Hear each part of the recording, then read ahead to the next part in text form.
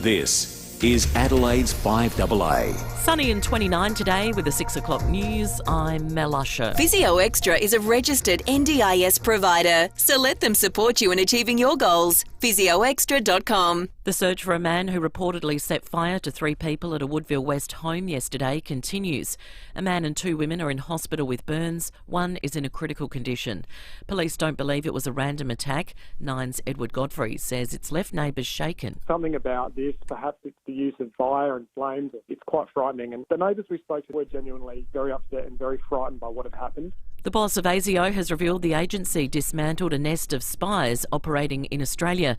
Mike Burgess says the spies had developed targeted relationships with current and former politicians, a foreign embassy and a state police service. He also says they will no longer categorise things as far-right or Islamic extremism, instead referring to it as religiously or ideologically motivated violence. Australian Airlines are starting to recover from low passenger numbers. New figures show the number of travellers in December was at 41% of pre-COVID levels, up from 13% in September. The ACCC's Rod Sims says the industry is returning after an uncertain year. The key thing is to avoid any further snap border closures. If we get more of those, that will set us all back enormously. The UK is caught up in a stoush over the distribution of COVID vaccines. The European Commission is threatening to withhold doses for countries outside the EU that don't supply them in a reciprocal way. The British government says it hasn't not blocked the export of a single COVID vaccine. The BBC's Nick Beak has more. Ursula von der Leyen was scathing in her criticism of AstraZeneca, the British-Swedish vaccine producer. She claimed the company would now deliver only 70 million doses to the EU in the second quarter of the year, much lower than the 180 million which had been promised.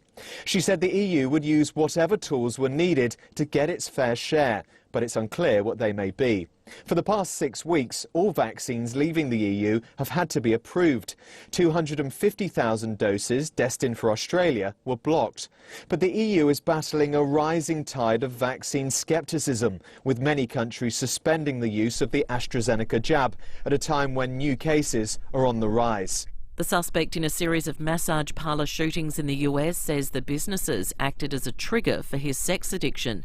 21-year-old Robert Long has told police he intended to carry out similar massacres at massage parlours in Florida after shooting dead 8 people at 3 businesses in Atlanta. Several victims were Asian American women, but Captain Jay Baker from the Cherokee Sheriff's Office says the suspect denies the killings were racially motivated. He apparently has an issue, what he considers a sex addiction, and sees these locations as something that allows him to go to these places, and it's a temptation for him that he wanted to eliminate. Now to FIVEaa Sport. Fleurieu milk comes from local cows and it's bottled right here. Look for the local Fleurieu Milk Company. And it's good morning to Tom Wren. And a very good morning to you as well, Mel. Clubs risk losing premiership points or draft picks if they rort the new substitute rule. AFL General Manager of Football, Steve Hocking, says there will be penalties. There's a range of things that are in place within that conduct unbecoming, and it's everything from points right through to fines and so forth, draft picks. So from our point of view, we think that's safeguarding against it. Meantime, Port Adelaide midfielder Connor Rozee is on track to return as early as next week after having minor foot surgery. The 21-year-old telling Rowie he's recovering well. Yeah, well, that's the plan at this stage. I'll definitely be trying to do everything right to get myself right for round 2. If not, then definitely round 3, hopefully. But, I'll be pushing for round 2, and that's the plan at this stage. The Power train later this morning. Round 1 gets underway tonight with Richmond taking on Carlton in front of 50,000 fans at the MCG. Round 2 of the NRL begins tonight also with Parramatta taking on the Melbourne Storm. Storm prop Jesse Bromwich lining up for his 250th NRL game. A couple of matches in the European Champions League this morning with Bayern Munich set to take on Lazio, while Chelsea will host Atletico Madrid. And Team New Zealand has retained the America's Cup. They're just the second nation after the United States to record back-to-back wins and hold on to sport's oldest trophy. And that's the 5AA Sport. Now the 5AA forecast. Make sure you and your car stay cool with aircon and cooling services. Call 1300 Automasters. Sunny for your Thursday and a top of 29. Sunny tomorrow up to 30. Saturday mostly sunny, also 30. Right now it's 21 degrees. More news as it happens on 5AA. Bob Jane T-Mart's 4x4 Mad March sale is on now. Don't miss out. Ends March 21. You're listening to 5AA Breakfast. David Penberthy and Will Goodings. 6 after 6. Good morning to you and welcome to Thursday on 5AA Breakfast. Coming up on the program this morning, we're off to the US. Really awful story actually overnight in the United States. David Woyward will take us through it before 7 o'clock. Then after 7, we'll check in with the Morphett Vale RSL, get a sense of what the state government's support of Anzac Day dawn services mean for them. Are they taking them up on their offer? What does it look like now for people that would like to attend en masse on Anzac Day? We'll talk to Jared Kay from the Morphett Vale RSL about that. Matt Abraham will join us after 7:30. We'll dissect the spin of the last week with a $100 Wohlers gift card, and also the member for Boothby, Nicole Flint, will be on the show after 8:30. She's got a 10-point plan to reform the behaviour in federal parliament. She'll take us through it a little bit later. David Penberthy, good morning to you. Good morning, Will. Good morning, listeners. Yes, a 10-point plan to change the whole dynamic, the whole environment of Parliament House to make it more attractive and safe for women. Beyond that, the Joint Parliamentary Committee on Electoral Matters is close to reporting. And a big part of the report, basically it's a bunch of cross-party MPs who sit around and have a few meetings in the wake of every election and talk about how it all went. It's been given an extra edge this time because of what happened in the Boothby campaign here in South Australia, Boothby being the southern suburb seat round my old stomping ground, Marion Mitchell Parkway, going further down south towards Mahallaran Hill and what have you.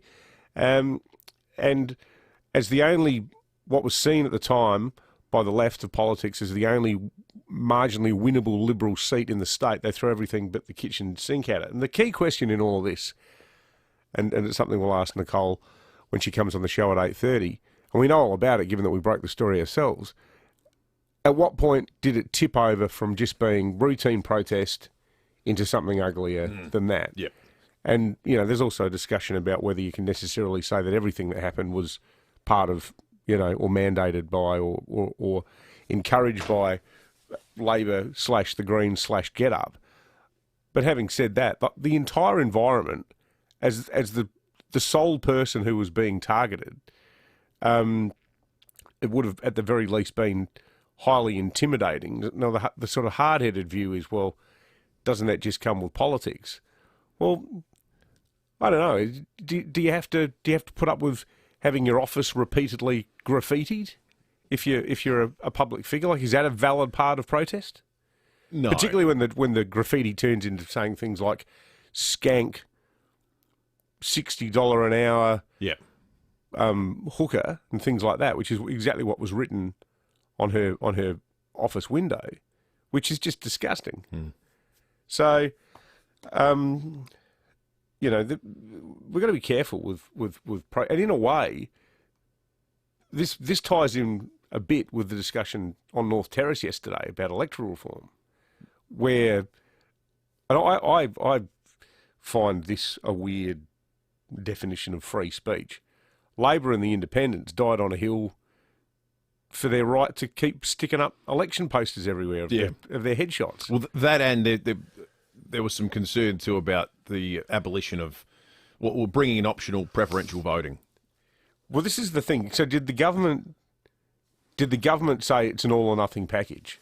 And you couldn't disentangle changing the voting system from cornflakes? I think they were all one thing.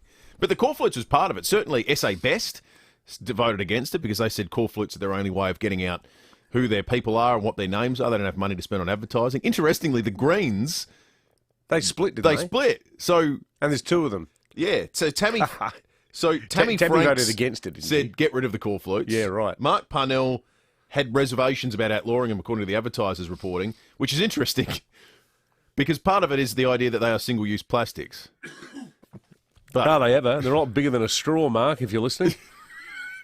How many seals have to die being trapped under a large poster of your head before you act?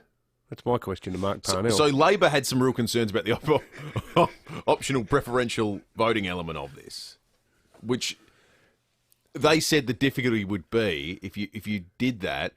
This is not what they said literally, but this is my interpretation of what they said, is you will get a huge number of people that turn up and just go, one, I'm done. And what they're saying is if you're someone outside the two-party system, essentially, or anyone who typically would have got on by way of preference flow, an independent, for example, it would never happen in this system. Well, you can see why Labor would oppose that, though, because tactically it suits them so much more because of the natural synergy between the Greens and Labor. That's right. They do benefit significantly from preference flows. So, whereas here in South Australia, where the National Party are an irrelevance, like there's no party that naturally tends towards the Liberal side. No, well, they basically run unchallenged, the Liberals out in the country seats anyway. So, yeah. Why don't we have the National Party here? I always like the National Party. Covering National Party conferences in New South Wales, like going to a BNS. It flares up from time to time within the ranks of the Liberal Party, who will often have members that wonder that themselves, because there's always a tension between. There's a few of them at the moment who aren't really part of it anymore. Well, I think they've gotten away with it. If you think of the mining on, was it Fleurieu Peninsula? Yeah, the West Coast stuff. Yeah, they were allowed to vote whichever way they want. They end up voting in Parliament. They're not kicked out of the party. They're not removed. So they are granted a degree of autonomy, and that seems to have just kept them in a tent enough not to want to go out and be a national party. Yeah, their instincts are quite different from Liberals on a lot of things. Absolutely, they're a lot more like old style Labor. They want government subsidies for everything. Well, you think I'm talking about the Nats. Yeah, that's right. Well, you think about that. What are the synergies between Stephen Marshall being the member for effectively Nord, the Dunstan seat, and the member for the southeast? You know, the area Millicent, not Mount Gambier, but sort of that area that's all pastoral and agricultural. Well, historically, you'd say free trade. Sure. Which heroically was the argument the Premier used yesterday in a roundabout sort of way to explain his thinking in attending the opening of the Chinese embassy. And 6 months in the past, before they'd bunged a trade war on, this wouldn't get anywhere near the level of attention. 13 minutes after 6, and also my daily vaccine update, where I'm the only one that is keeping score on this count, but I think it's important that someone does. Right now, as of the last couple of hours, the UK have announced they have now officially vaccinated 25 million people. So if we had started when they had, we would be done. On first doses, we'd be done. Wow. What would that mean for business? What would that mean for life? What would that mean for travel? What would that mean for Australia if right now we'd say, that was it? It's March 18 and we're back. But we're not. In fact, some are suggesting we might not be back till next year. Next year? Yeah, for both doses. How? Because of this stink with the European Commission? Well, just that... European Union? This is where the language gets tricky. Most of the time they say, people will receive a vaccination by October. Well, first one. And what happens after that? Because you need 2 for it to work, don't you? That's right. 14 minutes after 6, 8223 0000 is our text line. Is our number. You can text us to on the Telstra Store Mount Barker text line 044808 1395, or watch along on the 5AA Facebook and YouTube live streams. You just don't know when David will break into dance.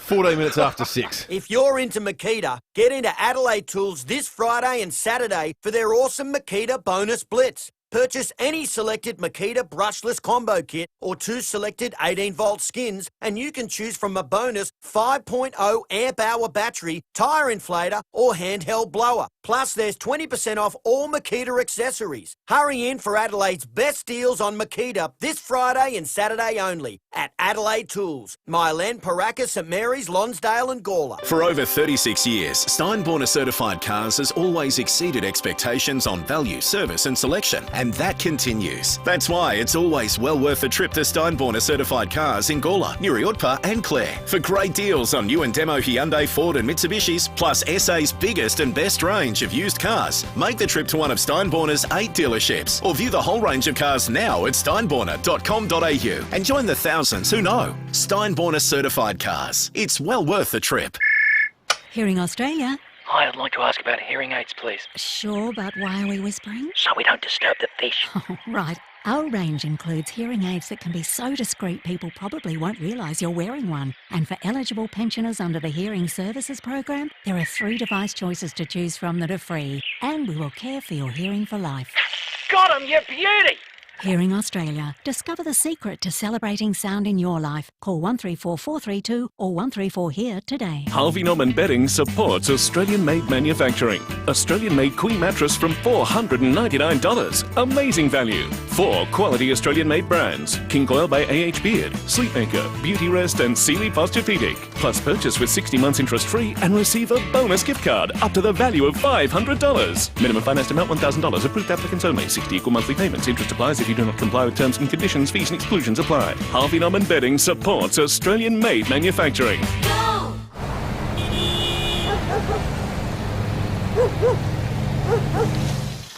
Can't hear all that now, can you? That's because this home has a Jolong double-glazed window and door system featuring high-performance sound insulation and heat resistance. That's not all Jolong can do for you. They can also help design your home with the light luxury and elegance you desire. And Jolong is on this journey with you for life, with lifetime service. Visit jolong.com.au. 9 News, weeknights at 5, nightly at 6. The switch is on to the news that's live and local. 9 News, made in Adelaide. Bob Jane T-Mart's 4x4 Mad March sale is on now. Don't miss out. Ends March 21. You're listening to 5AA Breakfast. David Penberthy and Will Goodings. 7 minutes after 6, time for news headlines on this Thursday morning. The hunt for a man linked to a house fire at Woodville West continues. Yesterday's arson attack at Callender Place has left a man fighting for life and 2 women seriously injured. Footy returns to the MCG tonight with a sellout crowd for the season opener between Richmond and Carlton. Sellout means something a little bit different this year than it has in years past. 50% capacity due to the pandemic, but it's going to sound like footy. Oh, yeah. Well, 50,000 close people. To, yeah, 50,000. 50,000 there will sound like a real footy game. Pity it's Richmond Carlton. Why do they always get to go first? Yeah, I don't. It's all about history, isn't it? Yeah, but the history of Victoria. What is the proud history of blowouts at the start of the AFL season? I know, exactly. Some of these games have been among the least close ever played. Yeah, history. The AFL's unerring commitment to the idea that it only gets better from here. Who continues. can remember at the end of the first quarter last year when Richmond led by 36 points? History. Really awful story out of the US. 8 people have been killed. 1 has been injured in 3 shootings at massage parlours across Atlanta. This guy is such a creep. Police are trying to piece together if the incidents are linked. They've arrested a 21-year-old man they believe was involved, and the understanding is the shootings are an attack on the Asian community. It's a racially hate-based series of crimes. It's just awful. It's also got the added disgusting feature of this bloke has apparently said, or the posts that they've found about him saying that he's a sex addict, and he blames these massage parlours on causing his addiction. Like what an absolute miserable logical endpoint for the whole something bad's happened to me, it must be somebody else's fault sort of way of thinking. Like what a total screw up. Just awful.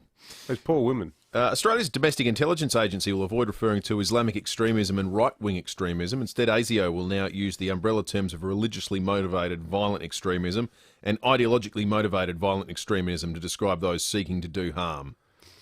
Now, I'm a bit conflicted over this because my first reading of it is this is just PC nonsense. That, there's that fantastic writer, Brendan O'Neill, who said that for the squeamish, politically correct class in the West, the words Allahu Akbar have become Arabic for show's over, folks, nothing to see here. The moment someone stands there loudly confirming the greatness of their chosen deity while gunning people down, people bend themselves in all sorts of shapes trying not to call it what it is, i.e. Islamic terrorism.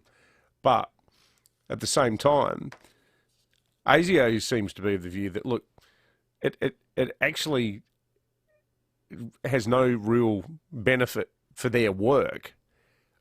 All it does is inflame the many, many good Muslims who only ever hear their faith, which for most of them is a peaceful faith. The only time they ever hear Islam getting a run is in the context of terrorism, as per what I just said. And I mean, I think if they call it religiously motivated terrorism, I think we know what they're talking about. Yeah, I mean, I don't think it's going to be the Uniting Church they're talking about. Mind you, there have been some crazed around the world Christian folk who've said they're doing things in the name of God that are. That's true. I mean, it has happened. This one, I'm kind of on board usually with the laughing at the stupidity of PCness, but as long as ACO are stopping terrorism, I don't care. Yeah, what they're going to call it. Well, they did a good job in Melbourne yesterday. They did, but how about the story on something out of James Bond on the front page of the Oz this morning, where they've deported dozens of spies from a giant spy ring that was set up here in Australia that had embroiled a member of one of the state's police departments, had a high-ranking public servant who had a security clearance and access to sensitive defence information. They'd cultivated relationships with a stack of politicians, dozens. And interestingly, the head of ASIO said at the press conference, and his formula of words, I should get it absolutely right, but I heard it this morning on Sky. It was brilliant. He said something to the effect of, now, before everyone jumps to conclusions, this isn't aspiring associated with the government in our part of the world. Yeah. So he effectively ruled out China. Because everyone would think, oh, well, okay, it's China. So who is it then? Well, it was Russia. Russia, apparently. Well, that's the speculation. Oh, really? Anyway, the Oz says in intelligence circles, the view is it's probably Russia. Because See, I want to know everything about this story. Me too. Did it involve a honey trap? Oh. Did it involve some gorgeous 6'2" woman from Vladivostok who seduced the head of Treasury in New South Wales or something? Oh, good evening. I'd like to thank you for meeting me at the Toaster Building. Well, what happened? It What sounds went on? like it. It sounds like that's literally what we're talking That about is here. good. It's good stuff. Well done to our spooks, though. Absolutely. Apparently, the reason that if it is Russia, the motivation that Russia, because what does Russia care? We're half around the world. We're not going to have necessarily direct conflict, but a good way to work out what the US is thinking and doing is by having a look at what our communications with them are. So that would be the motivation for coming in here.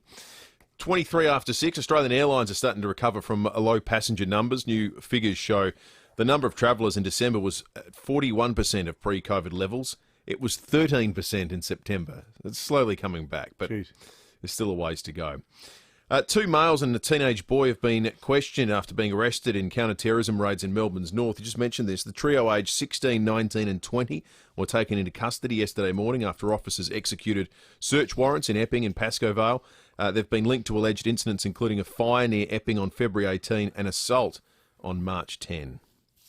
Good arrests. Absolutely. The weather today on this Thursday. Yesterday was just a magnificent day. Oh, it's been great all week. Thursday, today's going to be very similar. 29 the top, same as yesterday. Tomorrow similar, maybe even slightly better. 30 the top, same for Saturday. 29 on Sunday, and then possibly a fair bit of rain now. They've the Weather Bureau have said now we might get up to 6 mils of rain on Monday. Good. 6, and it could carry over to Tuesday as well, but we'll get the finer details from the Bureau in about 15 minutes' time. Don't wait for a problem with your roof or gutters. Ken Hall Roofers, your local roofing expert. With his trusted team, Ken promises the perfect roof, on time and on budget. Give Ken a call. Ken Hall Roofers, 8364 5855. Hi, Crystal here from Southside Suzuki. Suzuki has always had a great reputation for not only being fun to drive, but reliable too. Like our range of SUVs, including the Suzuki Vitara, Jimny and S-Cross. All three are feature-packed and offer incredible value for money. Find out for yourself. View the range and book your test drive online at southsidesuzuki.com.au. LVD 2009. Adelaide property values are at an all-time high. They grew by 5.9% in 2020 with really strong buyer demand. So if you want to get an unfair advantage, speak to South Australia's most experienced real estate teams, Toop and Toop. They've got market-leading sales tools and strategies like Toop Vault. It's an off-market selling network and it lets you sell your property before a public release, or snap up your dream home before anyone else can get a look in. Right now, Toop Vault has around 17,000 members. That's sellers and buyers. On average, at least one home is sold through the Toop Vault each week. And look, it doesn't need to be a mansion to make the vault. There's no property price range. Any property is eligible. For buying or selling, register on the Toop Vault today. Call Toop and Toop 8362 8888 or go to toop.com.au. Noticing mice, cockroaches or spiders at home? Worried about termites? Chat to Adelaide Pest Control, your local experts, awarded Pest Manager of the Year. Call Mick and the team to get a general pest treatment or a detailed termite inspection for only $198. Call now on 8344 8181. That's 8344 8181. Or visit adelaidepestcontrol.com.au/radio. Offer expires at the end of March, so get in quick. Adelaide Pest Control, your local experts. adelaidepestcontrol.com.au for T's and C's. With Beaumont Tiles' Be Visual Live app, you really can try before you buy. Take a photo of your family area, select the tile you like and see it live. And get 28% off your floor tiles. Beaumont's live visualiser and 28% off. You'll be happy you chose Beaumont's. At Southern Cross Care, we understand that your retirement needs are as individual as you. That's why we offer amazing retirement living options at a location and price to suit you and your lifestyle. Affordable one-bedroom units in Norwood, spacious villas in Mount Barker and the Florio, stunning contemporary apartments in Myrtle Bank, to fully serviced one-bedroom apartments where meals, linen and cleaning is taken care of. For more on retirement living, Google Southern Cross Care. 5AA Breakfast is streaming live right now. To watch, simply head online to 5AA Facebook or search 5AA on YouTube.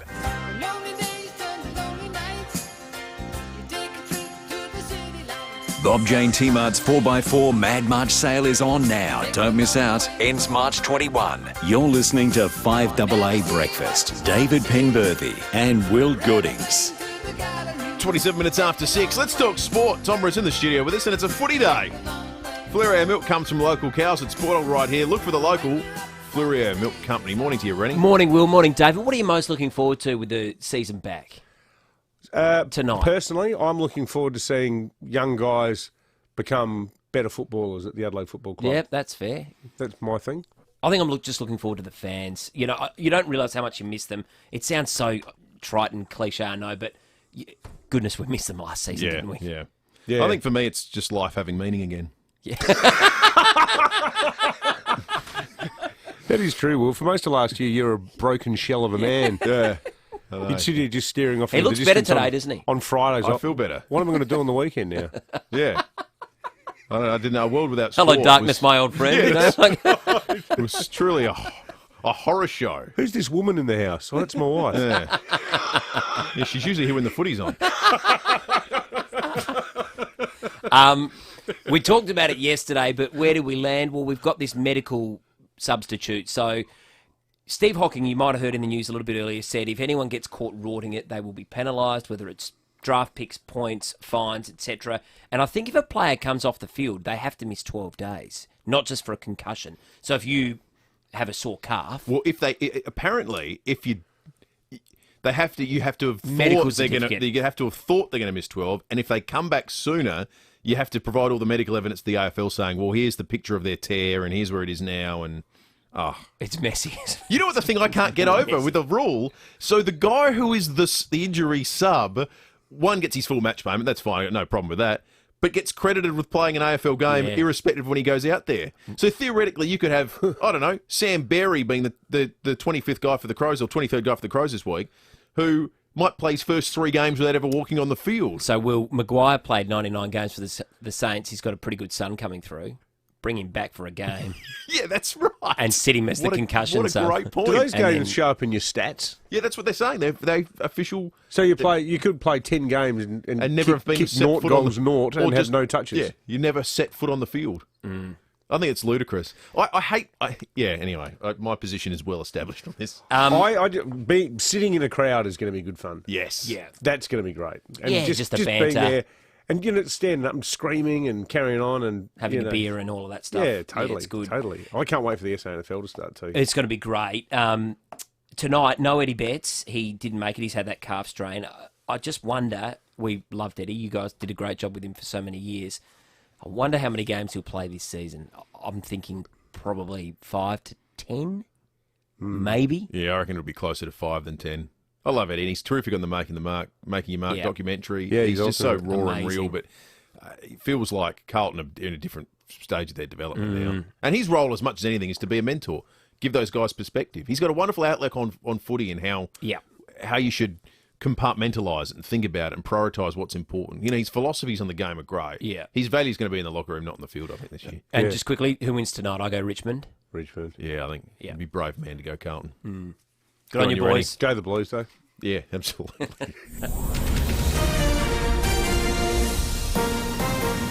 This is Adelaide's 5AA.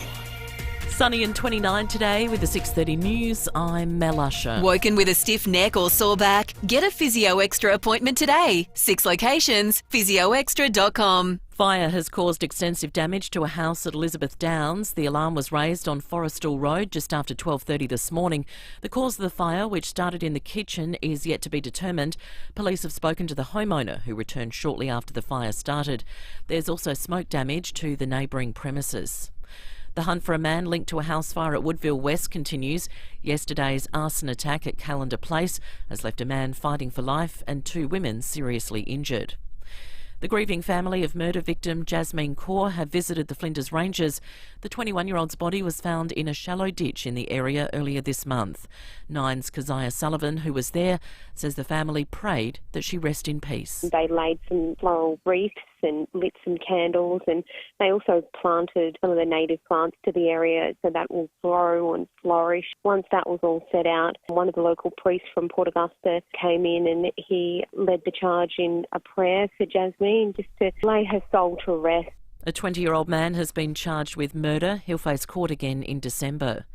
2 men will face court on terror charges today following raids in Melbourne's north. Nine's Pat Mitchell has more. The counter-terrorism investigation began when police began to suspect a bushfire lit in Melbourne's northern fringe a month ago and an assault in Melbourne earlier this month may have been motivated by religious extremism. Officers swooped on 2 properties at Epping and Pascoe Vale yesterday. A 19-year-old man is facing several charges, including attempted terrorist act and membership of a prescribed terrorist organisation, ISIS.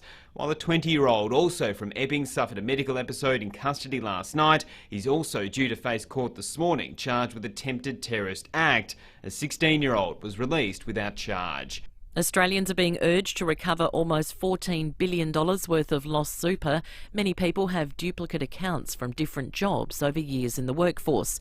Minister for Superannuation Jane Hume says people can quickly recover their lost funds online. Duplicate accounts in the superannuation system are really common, and it's something that the Morrison government has been working to eliminate. But they're still out there, so we'd suggest that as many people as possible go onto the MyGov website and see if some of this nearly $14 billion of lost super is theirs. Australian scientists have developed housing insulation made from wool offcuts, canola oil and sulphur. Flinders University experts hope the biodegradable building material will save people money and make the industry more sustainable. Associate Professor Justin Chalker says it's one of a new generation of products aiming to recycle more resources. We want to make things that are made from waste and sustainable resources, and we want them to be able to be recycled and repurposed, extending their lifetime so they don't just end up in the landfill. Now turning to 5AA Sport. Fluorio milk comes from local cows and it's bottled right here. Look for the local Fluorio Milk Company. Here's Tom Wren. Thank you, Mel. Adelaide football manager Adam Kelly says the club and Tyson Stengel couldn't agree to terms on a way forward, prompting the decision to see them part ways. The Crows were happy for Stengel to see out his contract until the end of next year, but in order to do that, they wanted him to play Sandford this season before returning to the senior side next year. Kelly telling Rowie that's something his management didn't want. That was something that was Tyson's right to decline. He believed that he should have been reintegrated to the program at a far sooner date than that, and that was his desire, and we just couldn't reach agreement on it, so we've decided to part ways. Round 1 of the AFL season gets underway tonight with Richmond taking on Carlton at the MCG.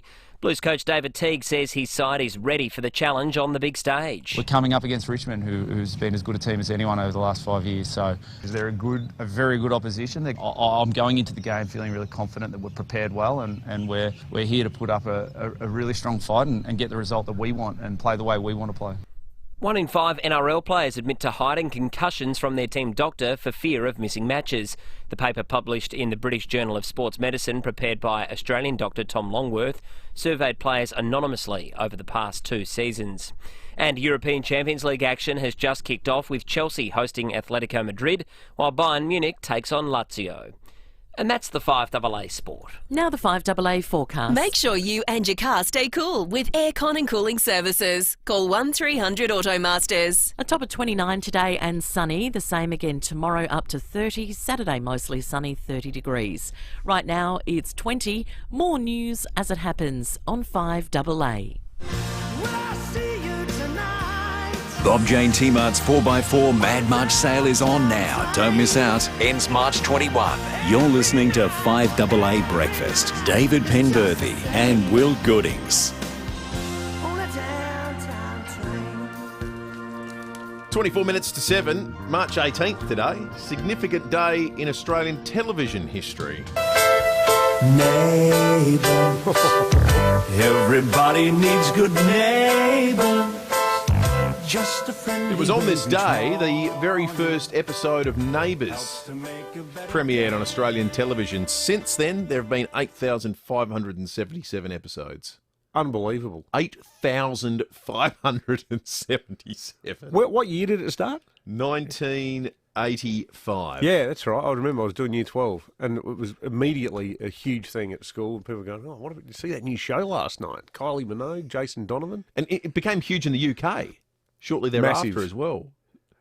I'm sure that one of the reasons why so many Brits want to come to Australia is they see things like Home and Away, and they see Neighbours, and they go, oh, look at those beaches. You know, if you're living in Scunthorpe, you know, working down pit all day, coming home to eat 2 fried eggs and drink some warm beer, and, you know, living next to a giant pile of slag from the local processing mill in a, you know, 2-bedroom brick house where it's minus 40, you can see why, can't you? I always had this warped perception of life in the Northern Hemisphere. It's so funny to think back on now. As a kid watching television shows, the workplaces and people leaving them, whether they a Boston law firm or something in the UK, they'd always be working at night, and it would be dark. Yeah. And I'd always think, wow, what hours do they do over there? 9 to 5. Yeah, that's right. It's just dark that early. I know, it is astonishing. And you even think about now, like, you know, we're heading towards the cold part of the year here in Adelaide. It's still totally swimmable beach weather. Like the weather we've had the last week is about as good as it gets in London during summer. The beach was absolutely packed yesterday, and it is footy season, so usually it starts getting cold. Did you ever watch Neighbours, Will? No. Because you would have been really young when it came out. You would have been like primary school age. Yes. So, but because Dad was on the news on 7, it was more of the Home and Away lead-in was more the thing. Never did Neighbours. Yeah, of course. So I wonder if any of our listeners have watched every episode of Neighbours. If you think you've watched all 577 episodes, call in right now. I don't know how you'd prove it to us, but just call us and we'll take your word for make it. the claim, 8223 and text, or you can text us on the Telstra Storm Barker text line 0448 08 1395. On the text line, the footy band has already started up, David. Wally the Walnut says, don't rubbish the Blues too much. The Crows were playing fantastic footy last season and pre-season against the Wharfie Rats. Not. Wally, the Carlton fan. Oh, dear. Who are the Wharfie Rats? Port. Oh, it's an unpleasant term for them, isn't it? I think Wally's just slagged off everyone listening, which is sometimes actually difficult to do. Brett, good morning. Yeah, exactly. Good morning, fellas. Did you know Neighbours started on Channel 7?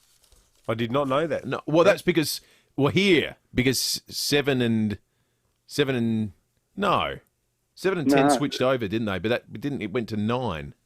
Yeah. Okay, so the show just switched properties, didn't it? It lasted like a year on Channel 7, and then they cancelled it. Then Channel 10 picked it up. Yeah, okay.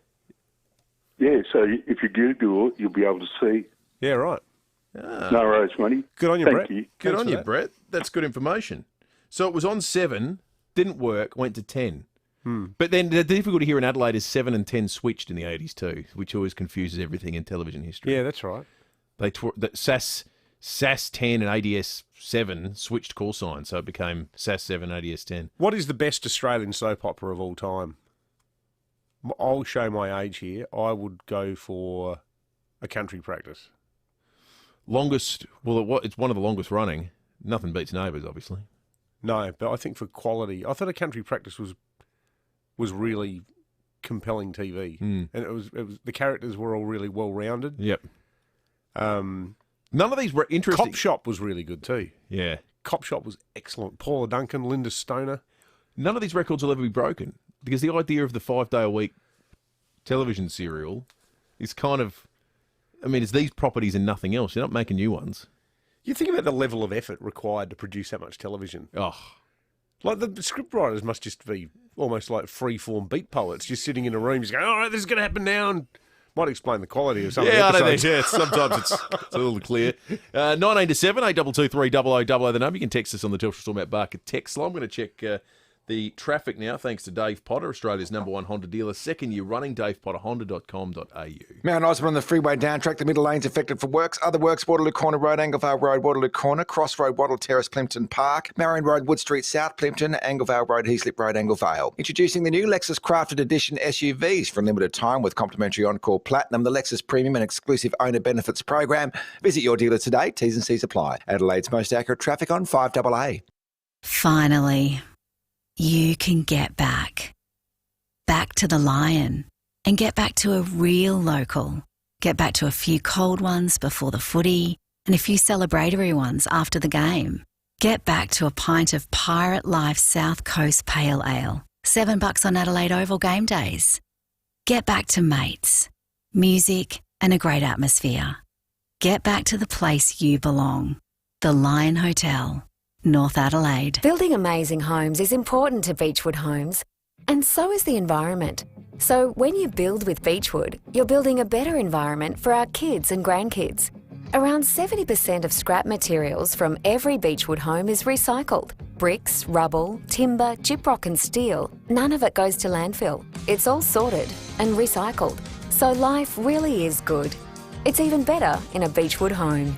Take a look at the stunning Beechwood display home in Blackwood Park. Look around your house and yard. If you see old tools, broken bike frames, an old fridge and even that old car, don't look at it as junk, look at it as dollar signs. At Knorr Metals, our priority is to give you the best value for your scrap metal disposal. We offer cash for scrap Monday to Friday and Saturday mornings for a range of different steel supplies and car components, including bodies and radiators. Get cash for your scrap at Knorr Metals, 255 Grand Junction Road, Ottaway.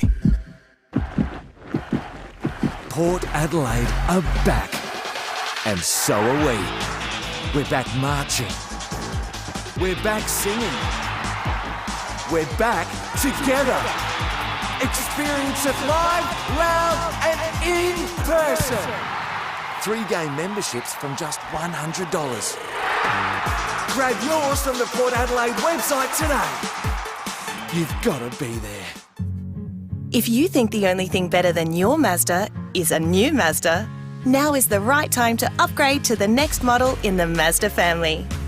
It's a new year, and it's also a great time to take advantage of 2020 plate sales at Mawson Lakes Mazda. We know the only thing more exhilarating than taking a new Mazda for a test drive is taking one home. Mawson Lakes Mazda, just a short drive from the city, Salisbury Highway. 9 News, weeknights at 5, nightly at 6. The switch is on to the news that's live and local. 9 News, made in Adelaide.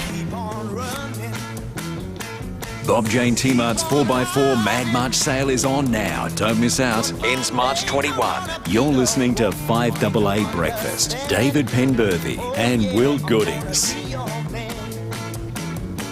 16 minutes to 7, time to check in with Safehold. Senior Constable Rebecca Stokes joins us. Morning to you, Rebecca. Good morning. Now, a woman's been mugged in the CBD. Where did this happen? Yes, 2 women were walking along King William Street near Rundle Mall about 3 a.m. this morning when they were approached by a group of people. Now, the two women were allegedly assaulted. They were thrown to the ground and one of them had their mobile phone stolen.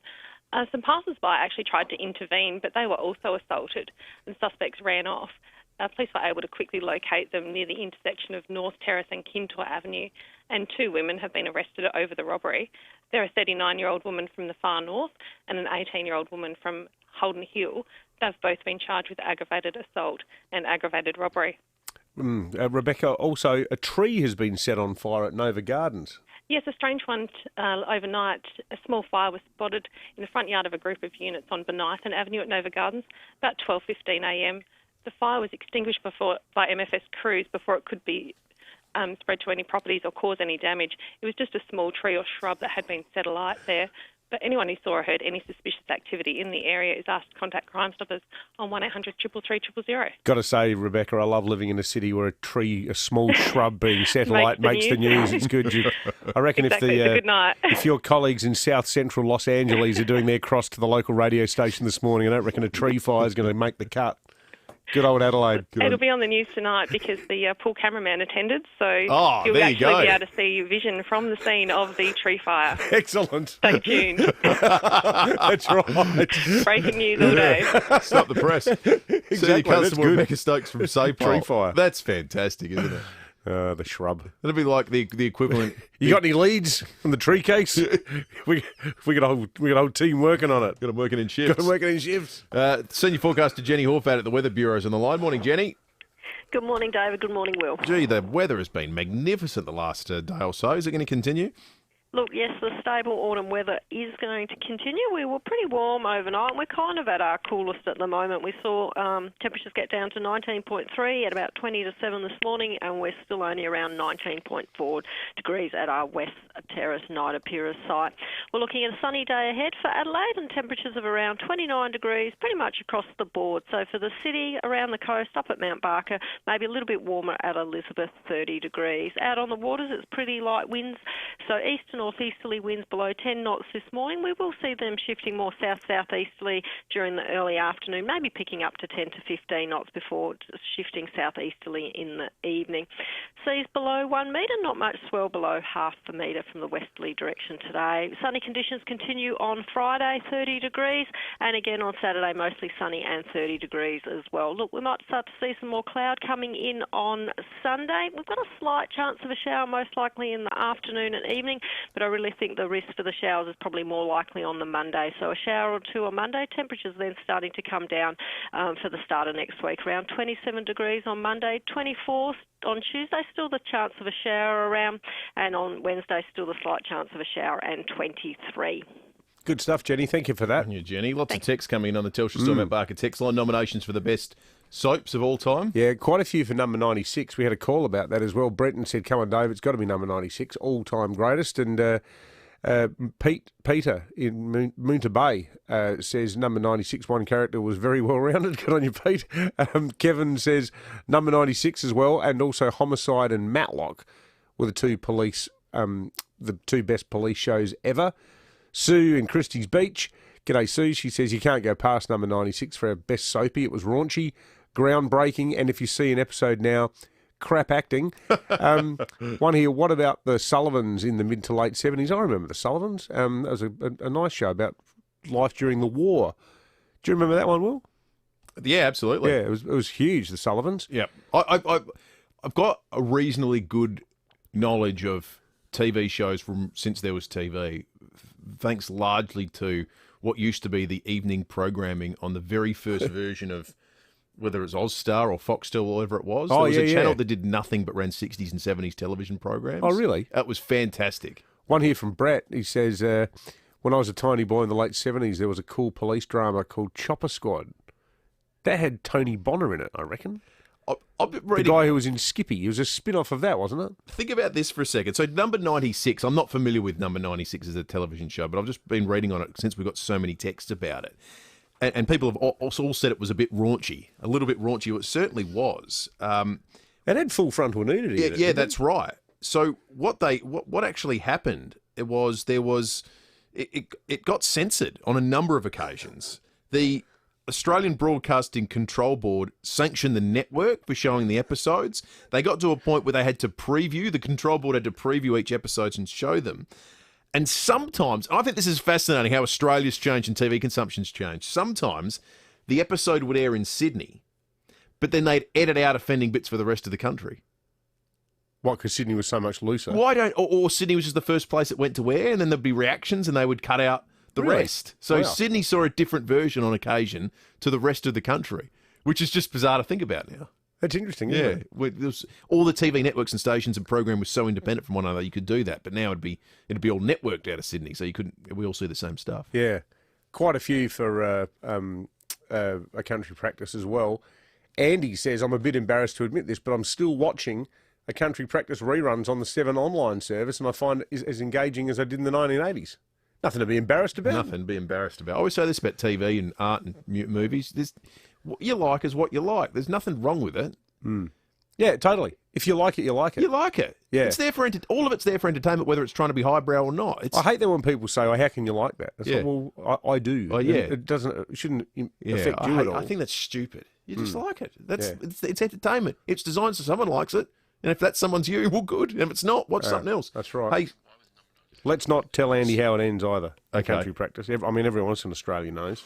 I wonder if Andy knows. Andy, do you know? I'm sure you're still listening. Do you know about what's going to happen in a country practice? Because all I'll say is get your box of Kleenex ready, mate. Sue in Mylaw's called in. Morning, Sue. Morning, guys. Yes, number 96. I started watching it. It started in 1972. We all learned our sex education from number 96. Yeah, right. They had a gay couple. They had at least 3 gay characters, actually. They had the full frontal nudity. They had several rapes. They had a pantyhose strangler. They had the big bomb explosion. They had an extortion racket. Oh, it was the best. Good on you, Sue. Thanks for calling in. Good call, Sue. 8 minutes to 7. We're off to the US in a moment. G'day to warm nights. G'day to the great outback. G'day to seaside escapes. G'day to the open road. There's no better time to hit the road with over 40 holiday parks in South Australia and over 280 Australia-wide. G'day Parks has the greatest choice of holiday parks in the greatest destinations. Plan and book your next trip at g'dayparks.com.au and say g'day to more of Australia. Thought about right-sizing to a retirement village in an area you love? Come and experience village life and get real answers to your questions from residents who live there.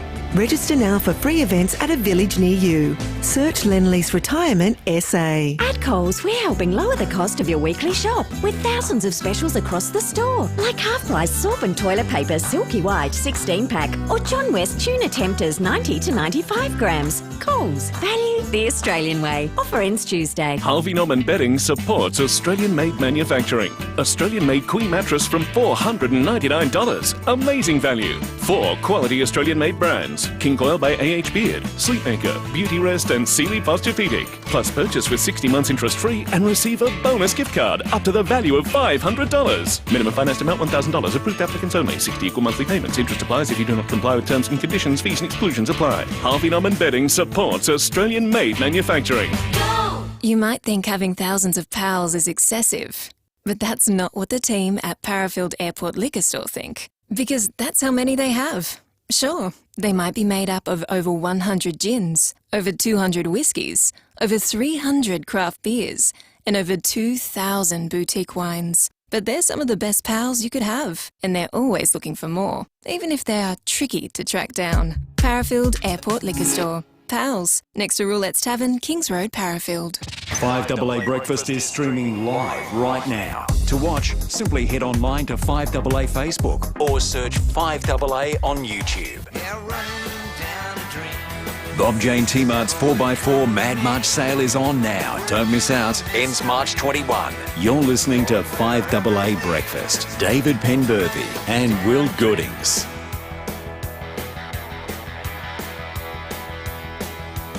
6 to 7. We mentioned it in news headlines about 40 minutes ago.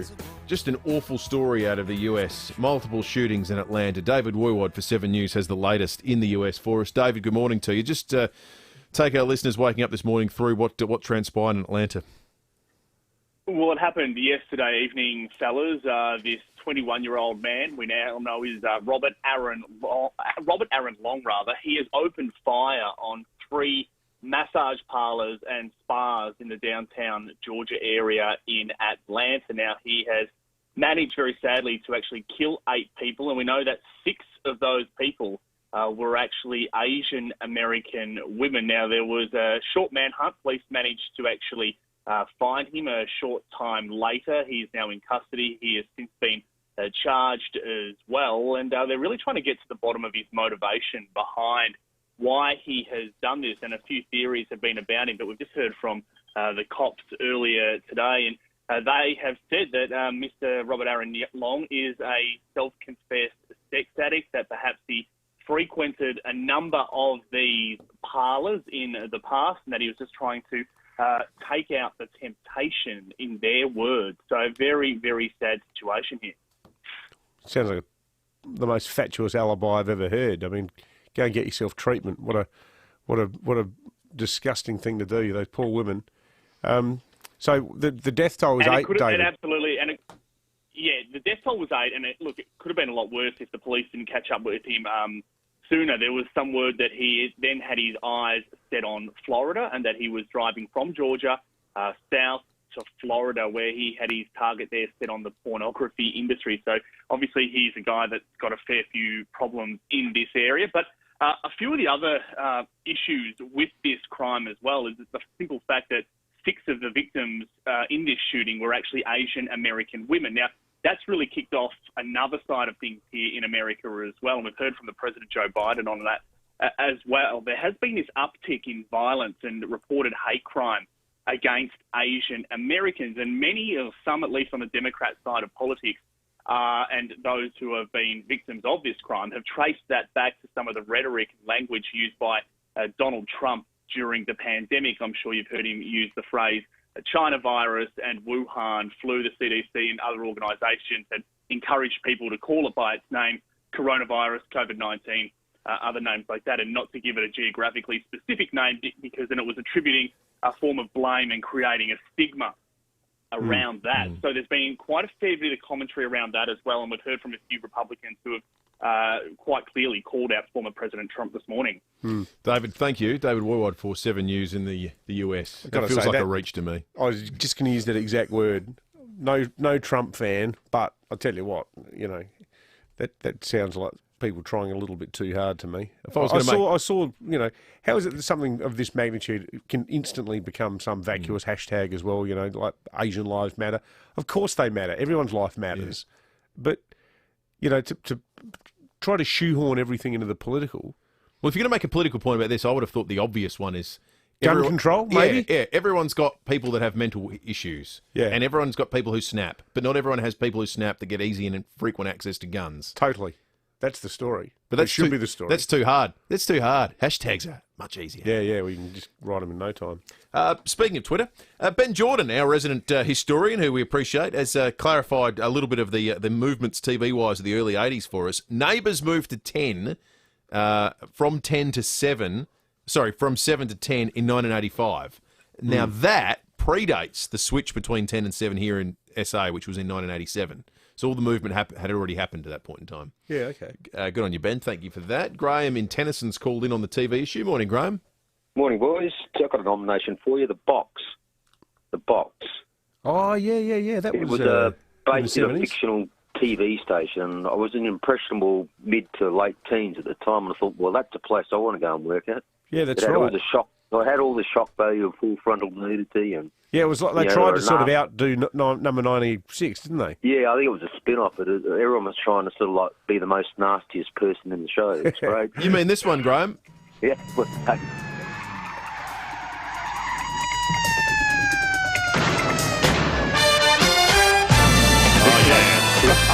That's when TV shows had themes. Oh, that's good stuff. Good on you, Graham. What about that? How about the brass section? That's fantastic. Sound like the Daly Wilson Big Band. That They were sensational. There was one show that just flashed into my brain. Don't even know how I remember this. There was a show called Arcade. That was a teledrama set in a shopping mall about all the different affairs that were going on between the person around the newsagent and the butcher, and it was a liberal all time, the dramas the and 70s, wasn't it? Well, except Arcade, I think it got cancelled after 3 episodes. Oh, right. It was Not that liberal. It was unbelievably, disastrously bad. 5AA News Time. Coming up in just a moment, we're going to talk about a local sports story where sometimes you can try to do the right thing and it has the worst possible consequences. Also, we'll catch up with Jared Kay from the Morphett Vale RSL to talk about the future of the dawn services here in South Australia. Online, on DAB Digital Radio and on 1395 AM. Talking Adelaide.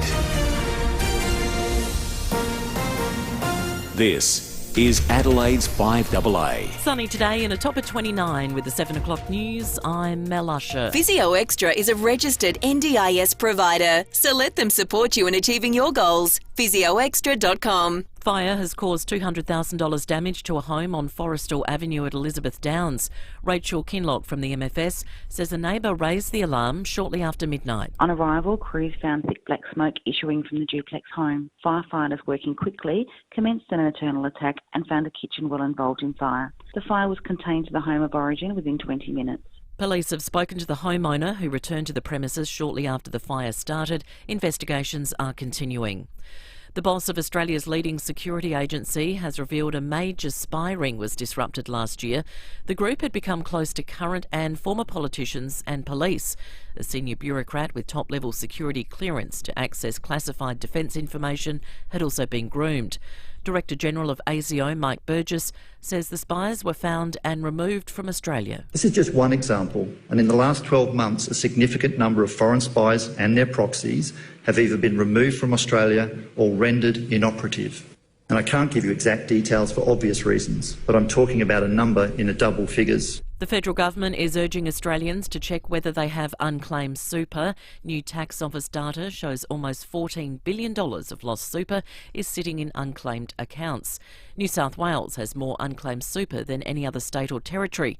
Superannuation Minister Jane Hume says claiming is quick and easy. Sometimes people don't even know that there's lost super out there that belongs to them. They may have forgotten that they contributed to a fund in their teens or in their early 20s from a job they had years and years ago. So we'd suggest that they take the opportunity to go onto the MyGov website and with a couple of clicks, check to see if it's theirs. Australians are starting to fly more, with new figures showing more people travelling domestically. The number of passengers in December up 41% on pre-COVID levels from 13% in September. The ACCC's Rod Sims says avoiding state border closures is critical. The industry's fragile. Let's keep our fingers and toes crossed that we stay as we are and don't have any more cluster of cases until we get that vaccine into most people's arms. The European Union is threatening to stop the COVID vaccine from getting into the UK, Nine's Carrie-Anne Greenbank reports. The EU says it wants its fair share of vaccines and is threatening to block exports to Britain. The President of the European Commission is going so far as to say she is prepared to trigger an emergency clause which would put the EU on a war footing and allow it to secure essential supplies. In other words, it could seize factories and stop exports.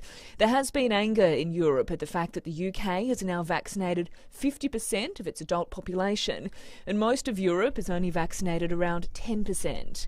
Drew Barrymore's retail empire continues to grow.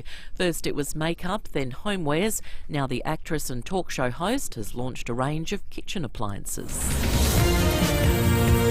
Now turning to 5AA Sport. Fluorio milk comes from local cows and it's bottled right here. Look for the local Fluorio Milk Company. It's all about footy this morning, Tom Wren. No doubt about it, Mel. And the AFL is warning that clubs will be fined if they're found to bend the league's new medical substitute rule. They're also being threatened with the loss of premiership points or even draft picks. Port Adelaide midfielder Connor Rozee is hoping he'll return to the senior side next week. The 21-year-old is recovering well after having foot surgery and told Rowie he's feeling good. Yeah, back walking fully at the moment, so pretty much just waiting for the scar to heal and then I can start running hopefully next week sometime and shouldn't be too far after that before I'm playing. Still on footy, and Eddie Maguire has spoken for the first time after being driven out of the Collingwood Football Club over his handling of an internal racism report. He still maintains his words had been misinterpreted. I thought, how did I miss this? How did I muck this up? How do people take it the wrong way was the first thing. Clearly what I was saying was that for 12 months we've been working on this report. It's something that is very, very a big part of my life and everyone in football's life. We hate racism. Round 1 gets underway tonight with Richmond hosting Carlton. No goals, half an hour into the European Champions League match between Chelsea and Atletico Madrid. It's also 0-0 between Bayern Munich and Lazio. And Team New Zealand has retained the America's Cup. And that's the 5AA Sport. Now checking 5AA traffic. Dave Potter, Australia's #1 Honda dealer, second year running. DavePotterHonda.com.au. Got a smash in North Adelaide, Fitzroy Terrace, Park Terrace affecting inbound. Another one, Green Hill Road, Anzac Highway, Keswick, involving 4 cars. Ironbank, Sturt Valley Road, Upper Sturt, a smash, and near there, Leewood Gardens, Mount Barker Road, Eagle on the Hill, a large tree blocking the road. Save this season with Oz Design Furniture. Get $250 for every $1,000 you spend. Hurry, ends Monday at Oz Design Furniture, Marion and Jeps Cross. T's and C's apply. Adelaide's most accurate traffic on 5AA. Now the 5AA forecast. Make sure you and your car stay cool with aircon and cooling services. Call 1300 Automasters. A sunny Thursday on the way with a top of 29. Sunny tomorrow up to 30. The same again on Saturday. Right now it's 19 degrees. More news as it happens on 5AA. In the last hour on Adelaide's 5AA. But the cornflutes was part of it. Certainly SA Best voted against it because they said cornflutes are their only way of getting out who their people are and what their names are. They don't have money to spend on advertising. Interestingly, the Greens... They split, didn't they? They split. And there's 2 of them. Yeah. So Tammy voted against it. Said get rid of the cornflutes. Yeah, right. Mark Parnell had reservations about outlawing them, which is interesting because part of it is the idea that they are single-use plastics. But Are they ever? They're not bigger than a straw, Mark, if you're listening. How many seals have to die being trapped under a large poster of your head before you act? So let's talk sport. Tom Riz in the studio with us, and it's a footy day. I think I'm just looking forward to the fans. You know, you don't realise how much you miss them. Goodness, we missed them last season, didn't we? Yeah. I think for me, it's just life having meaning again. That is true, Will. For most of last year, you're a broken shell of a man. Yeah.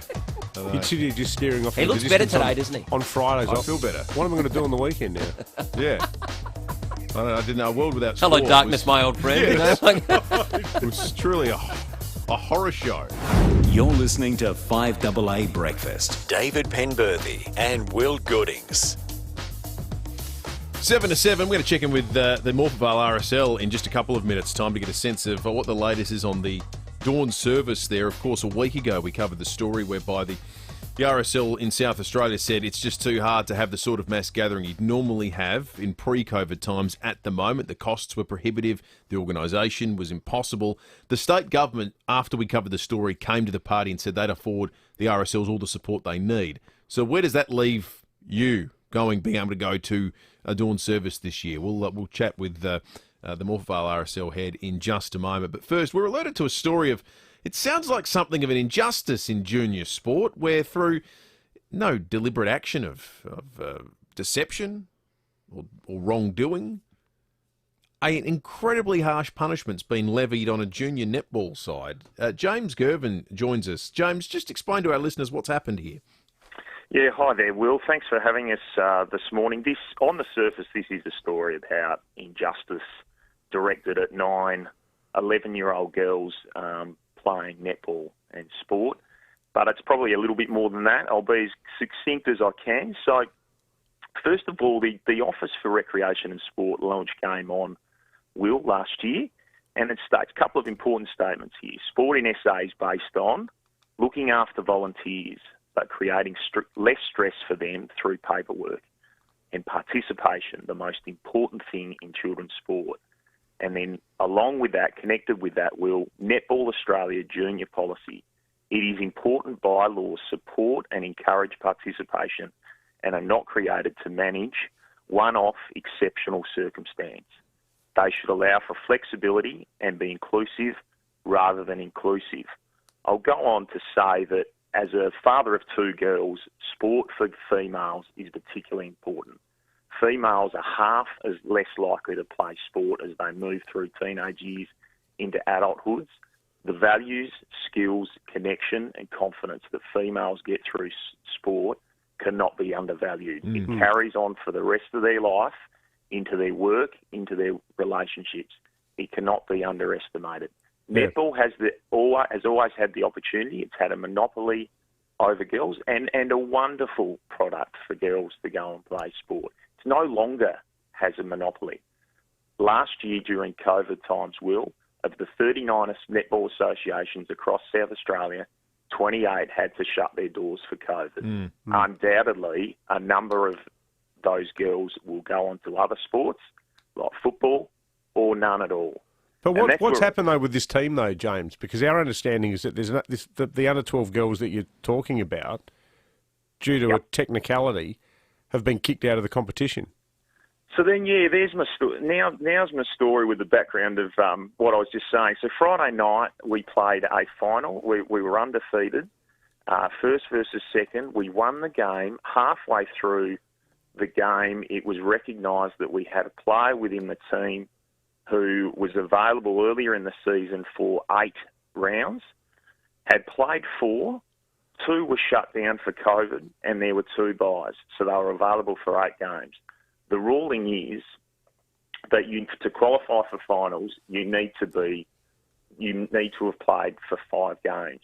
This girl broke her wrist halfway through the year and wasn't able to compete until the first week of final. Her cast came off 4 days before the final. So she played 4 regular season games, but the bylaw stipulates the girls must have played 5 games to play in the finals.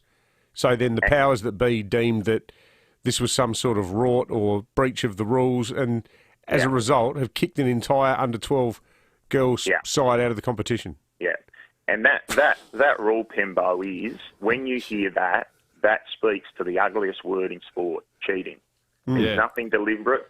There was nothing malicious. But we're talking about the World Cup final here. We're talking about, a bunch of 11-year-olds in the Tea Tree Gully area trying to have a good time. And to your opening remarks too, mate, be active, exercise, be part of a community. Exactly. And look, fellas, along the way, we were despairingly encouraged to put through an appeal, of which we did. On the night, the association let us know, because the girls didn't know anything about this at that stage on the night, that they will not release the scores until after the appeal process had taken place. They put the scores on the website 15 minutes after saying that, of which the good girls saw the scores and the upcoming schedule, and so started to contact my wife, who is the coach. And it is under 12s netball, but it is bloody important. I heard Rowie come on your station and talk about the dreams that is his son, Jimmy, joining the Crows. It's on a different scale, but my daughter, who's in the team, has the same dream. How are the girls? How have they coped with it? Because it'd be quite hard for them to comprehend what they've actually done wrong. Well, they feel that they again feel that this penalty is aligned with cheating, but they can't comprehend what they have done wrong. My wife, who's the coach, is absolutely gutted. I have been with her for 25 years, and I have not been able to describe that word of her at all. And yes, it is a grassroots. It is a grassroots competition, but sometimes when you oversee big associations with huge numbers, you feel like you need rules to manage the competition. Well, I appreciate that.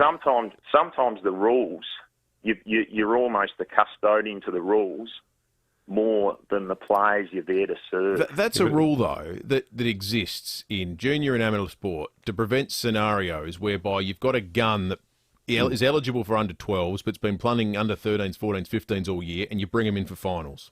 Yeah, that's the reason that rule exists. So you don't stack teams. Yet, Spot on. This is a girl that hasn't played at any other level, was eligible for rounds through no fault of her own that she couldn't play, and then got injured. Who's the association, James? Is it too late for this to be changed?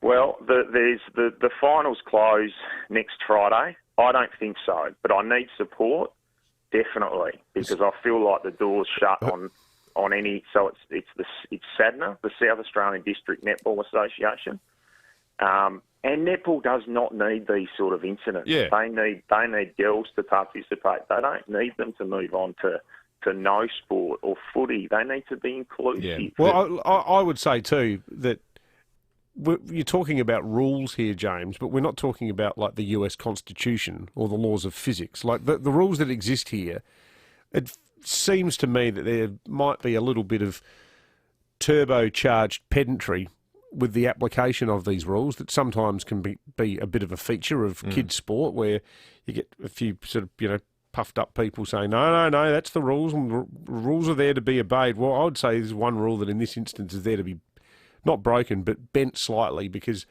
there's nothing untoward occurring. And for these poor kids, and particularly it sounds like your wife's doing it tough, mate. I can understand that, because, you get emotionally involved when you're coaching, and it's a big thing. So, and it sounds to me, you guys, the team's undefeated, weren't they? So it's undefeated. Right. Undefeated. So the only way they probably weren't winning this season, I've seen enough junior sport to know, the only way they probably weren't winning this season was on a technicality. It sounds... Yeah. It sounds... And to give a backdrop to that, Will, the opposition we played Friday night, with the inclusion of this injured player, the margin was closer than when she wasn't playing. And I submitted that in my appeal, along with the nature of her injury, her unavailability and her availability, the fact that we're going through a global pandemic. The reply from the association was, given I had not provided any additional evidence, which I had, the appeal will be upheld. Yeah. James, well, it's not like the kid's got injured and you've said, well, sadly she can't make it this week, but taking her place, we've got Liz Ellis or somebody like that. That's right. Mate, thanks for sharing your story, James, and hopefully some common sense can prevail here. That should get fixed up. There's no malice. There's no ill intent. Sounds like it made no impact on the result. That's, as you put it, David, turbocharged pedantry. Thanks for calling, James. Let's hope that we get some kind of solution on that story, because it's just silly, and everyone listening knows it. Now, we've been alerted to a big crash outside the North Adelaide Swimming Centre on Fitzroy Terrace, heading towards High Marsh. Emergency services are on the scene. It's just one lane. That gets slow at the best of times during peak hour through there. I imagine it's going to be an absolute nightmare. We've got some texts about it, but if you're in the area and you've seen it, and you can give us a bit more clarity, we'd love to hear from you. 8223 0000 or text us on the Telstra Store Mount Barker text line. We'll check traffic broadly now, thanks to Dave Potter, Australia's #1 Honda dealer. Second year running, davepotterhonda.com.au. Got a smash in North Adelaide, Fitzroy Terrace, Park Terrace affecting inbound. Another one, Greenhill Road, Anzac Highway, Keswick, involving 4 cars. Ironbank, Sturt Valley Road, Upper Sturt, a smash, and near there, Leeward Gardens, Mount Barker Road, Eagle on the Hill, a large tree blocking the road. Save this season with Oz Design Furniture. Get $250 for every $1,000 you spend. Hurry, ends Monday at Oz Design Furniture, Marion and Jeps Cross. T's and C's apply. Adelaide's most accurate traffic on 5AA. Leon Biner. Hypocrisy is an equal opportunity employer, and there's been a lot of discussion in the last week or two about respect for women. But the respect differs depending on where the woman is politically on the scale. Because if you're conservative, you're not going to have too many friends. 9 till 12 weekdays. The federal member for Boothby, Nicole Flint. This is not good enough. This is no longer an issue of left or right. We all need to work together. On 5AA. Keeping your business connected as you grow from here to here. It starts with a business mobile plan that helps you work on the go. Search Optus Business today. Great business starts with yes. Australia's best fantasy footy game, KFC Supercoach AFL, is back. And there's 50 grand in cash up for grabs. That's 50,000 reasons to win. Register today at supercoach.com.au. Conditions apply. ACT permit number TP21/00040. I don't have a favourite teacher because I've loved them all. They've taught me new things and I've always had fun in their class. St Andrew's School is a place where I can learn. I've enjoyed learning about sports because I'm always focused. My school is all these things and more. It's what makes it one of South Australia's leading primary schools. Hi, I'm Patrick, school captain at St Andrew's School. Join the principal for a tour this Saturday at 10 a.m. Just Google St Andrew's School. Get big March deals at Bridgestone Select, like 4th tyre free on Bridgestone's fuel-saving Ecopia and up to $100 cash back on a range of Bridgestone and Firestone car, SUV and 4x4 tyres. For tyres and auto service you can count on, march into Bridgestone Select. Conditions apply. Thought about right-sizing to a retirement village in an area you love? Come and experience village life and get real answers to your questions from residents who live there. Register now for free events at a village near you. Search Lend-Lease Retirement SA. You miss the littlest things when you're away from home. Like that perfectly brewed cuppa in your favourite mug. At Bupa, we want you to be as comfortable as possible. And because life happens, we'll support your health and well-being by offering rehab and chemo in the comfort of your own home. To learn more, search Bupa. Bupa. Because life happens. Available to eligible customers on selected products. Waiting periods, fund, policy and program rules apply. What the world needs now, more than ever, is kindness. At Resthaven, our communities have made a difference in the lives of older people, our residents, our in-home care clients, their carers, and across our neighbourhoods. Since 1935, kindness has been a guiding principle at Resthaven, and today, when it feels like the world has changed and getting back to normal seems further away, you can rest assured we'll get through this together. Be kind to one another. Cherish every day.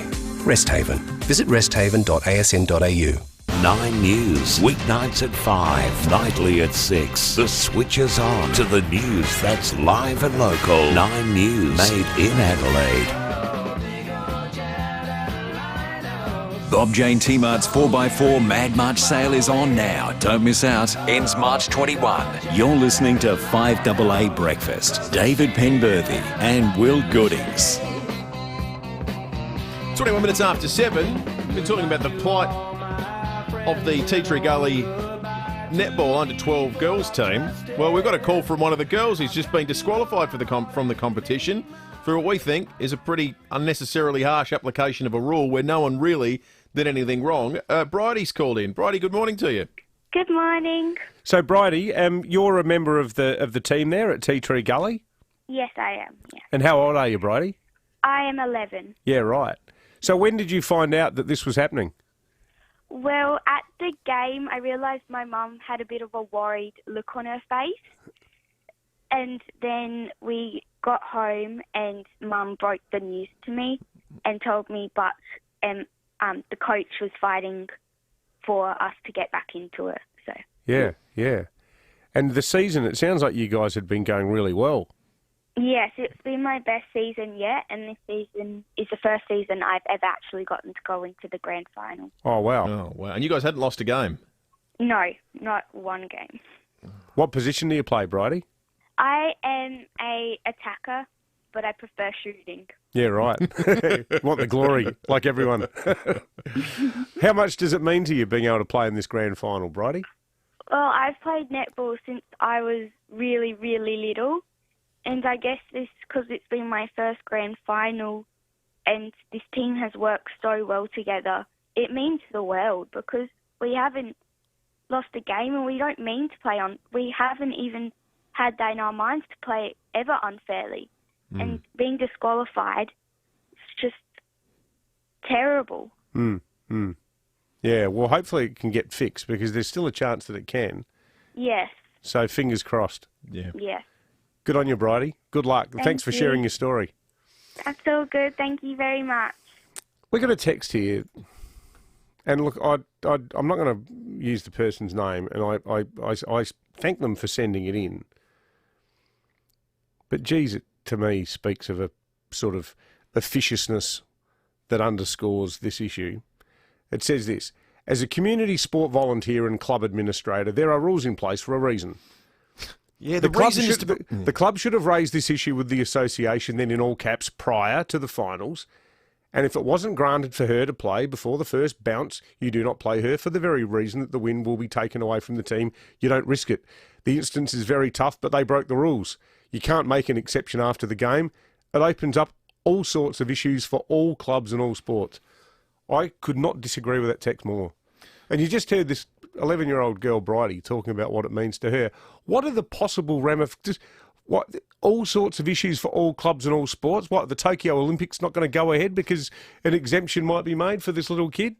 For God's sake, there's too many people running around in matching tracksuits with clipboards and whistles thinking that they're in charge of FIFA here. Yep. They're kids. Just tear up the rule book and let them play. Well, I think there's got to be rules because unfortunately, some of the people that take it far too seriously are running the teams as well. And there's an opportunity to get a premiership at under 12s, they'll stack the team come finals time. It happens all the time if there aren't rules. So I get there needs to be rules. But there's also... I don't know if it happens all the time. Absolutely happens all the time. Not at that level. Yes, it does. I guarantee you it does. That's why the rules are there in the first place, because too often you got your gun under an 11-year-old who's playing under 14s and just happens to come back for the under 12s semi-final and grand final. It happens all the time. Now, here's the thing, though. Listen to Around the Courts with Sean Fuster. Judges have discretions in very serious cases. They have discretion to hear it out. Discretion here, any reasonably minded person is going to say there was no undue advantage wrought from this, that by virtue of circumstances entirely out of this person's control, they didn't play games, a la COVID, you know, the thing that hasn't happened since the Spanish flu 100 years ago. And the other thing is this person didn't play at any other level. The rule was brought in to stop rorting and cheating. There's no cheating that's going on here. It's so simple. Overwhelmingly, aside from that one text that I just read out, and to that person, I stress, look, you know, thanks for sending it in, but I disagree with you completely. Everyone else is saying this is officiousness, this is absurd, heavy-handed, unfair. Please let the girls play. Absolutely. And there's a stack of messages. What's the name of the sporting association that's in charge of it? Southern Districts? SA District Netball Association. SADNA. SADNA. There you go. You can make yourselves heroes. One quick meeting. Just knock this on the head. Now, last night on Rowie's Sports Show, thanks to North Point Toyota, the used vehicle stock is constantly changing. Pop in and take a look. It's the North Point way. Caught up with a guest who'll be a regular on the Sports Show. He used to be a regular with us, Brody Smith. Footy's back. The goalposts went in. You're training at Adelaide Oval tomorrow. How good's that? Yeah, it's awesome. I can't wait to actually just train at Adelaide Oval, let alone play there this weekend. So, yeah, really ramping it up now and can't wait to get out there. So you haven't had a run on the deck yet? No, I haven't, no. Okay. Been down at West Lakes with the construction site going on, so it'll be good to have a nice stadium surrounding us tomorrow morning. Does it feel like home when you're there at Adelaide Oval? Yeah, it does. It does. When you walk into the change rooms there and see all the pictures on the wall and the names on the wall, it definitely feels like a home ground. And you know your locker, can you leave stuff in your locker there, or you got to clean it all out because your home's at West Lakes? Yeah, we do during the year. We get a little key, so leave your match day boots. But with the week in, week out, normally most blokes take most of their stuff home. You wouldn't want to leave your socks and jocks in there over a 7-day period. It might get a little bit smelly, Mr. Boss Man. No, trust me, young 20-year-olds, they leave all sorts in there and it can get quite bad. Who's a big smelly down there, B. Smith? Unfortunately, I'm surrounded by what I think is two of the messiest blokes at the club in Elliot Himmelberg and Darcy Fogarty, so 34, 32. But thankfully, 31's come in, he's pretty clean. So Little Jimmy's clean. Yeah, he's good, he's nice and clean. He is an absolute pig, mate. Brody Smith appearing regularly with Stephen Rowe on the 5AA Sports Show. The all-new hybrid Kluger's coming to North Point Toyota. Register your interest today. It is the North Point way. G'day. Before you buy ham for your family, here's a shocking fact you need to know. The majority of all sliced ham in Australia is made from imported meat. So if you want to buy ham made from great tasting Aussie pork and support Aussie farming families like mine, you'll need to look closely at the little bar chart next to the Australian-made kangaroo on your pack. Unless this chart is close to full, you'll be buying ham made from imported meat. So please, always take time to look closely at your packs of ham. And remember, the fuller the bar, the more Aussie they are. Thanks. Hi, Hearing Australia. Hello. Do you solemnly swear that you will tell the truth, the whole truth, and nothing but the truth about Hearing Australia? Yes, I do. Our range includes hearing aids that can be so discreet people probably won't realise you're wearing one. And during April, you can book a double appointment with a family member or friend to have your hearing assessed together. I rest my case. Hearing Australia. Discover the secret to celebrating sound in your life. Call 134 432 or 134 HERE today. Everyone's built differently, so why shouldn't our beds be? At RB Day & Sons Supercraft Bedding, we supply a wide range of electrically adjustable beds and manufactured tailor-made mattresses. As an accredited NDIS provider, we regularly work with the healthcare, disability and aged care sectors to provide sleeping solutions to meet every Aussie's needs. Call or email today for a chat or to book a one-on-one appointment with us at supercraft.com.au. RB Day & Sons Supercraft Bedding. Building better beds. How far would you go for your dream kitchen? And how far would you go to get free installation? How about 15 minutes up the freeway to Balhanna Kitchens by Design? FIVEaa, the largest showroom in the Adelaide Hills. Custom build your dream with our award-winning designers and get free installation on your cabinets with laminate bench tops. For a limited time, of course. FIVEaa Kitchens by Design. It's not too far to go to make your dream a reality. FIVEaakitchens.com.au.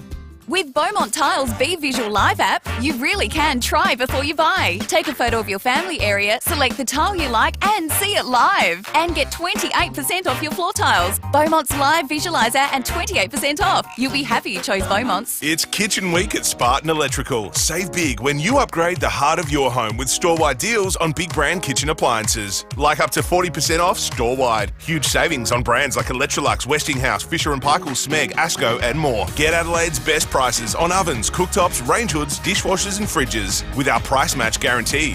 1 week only. Spartan Electrical's Heart of the Home Kitchen Week sale is on right now. Interest free and finance available. Shop local, shop Spartan, Campbelltown and Torrensville. Ends Sunday.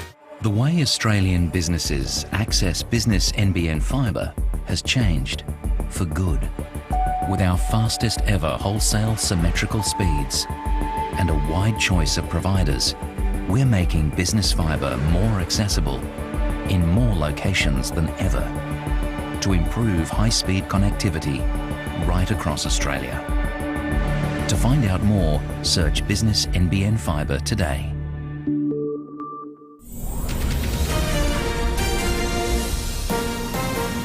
This is Adelaide's FIVEaa. Sunny and 29 today with the 7:30 news. I'm Mel Usher. Woken with a stiff neck or sore back? Get a Physio Extra appointment today. 6 locations, physioextra.com. A house fire at Elizabeth Downs is under investigation. Rachel Kinlock from the MFS says it sparked in a duplex on Forrestal Road shortly after midnight. The fire has caused extensive damage throughout the home and the early estimated damage bill is approximately $200,000. Fire cause investigators will attend the scene this morning to determine a cause and set a final damage bill. No one was home at the time. 2 pet dogs were rescued.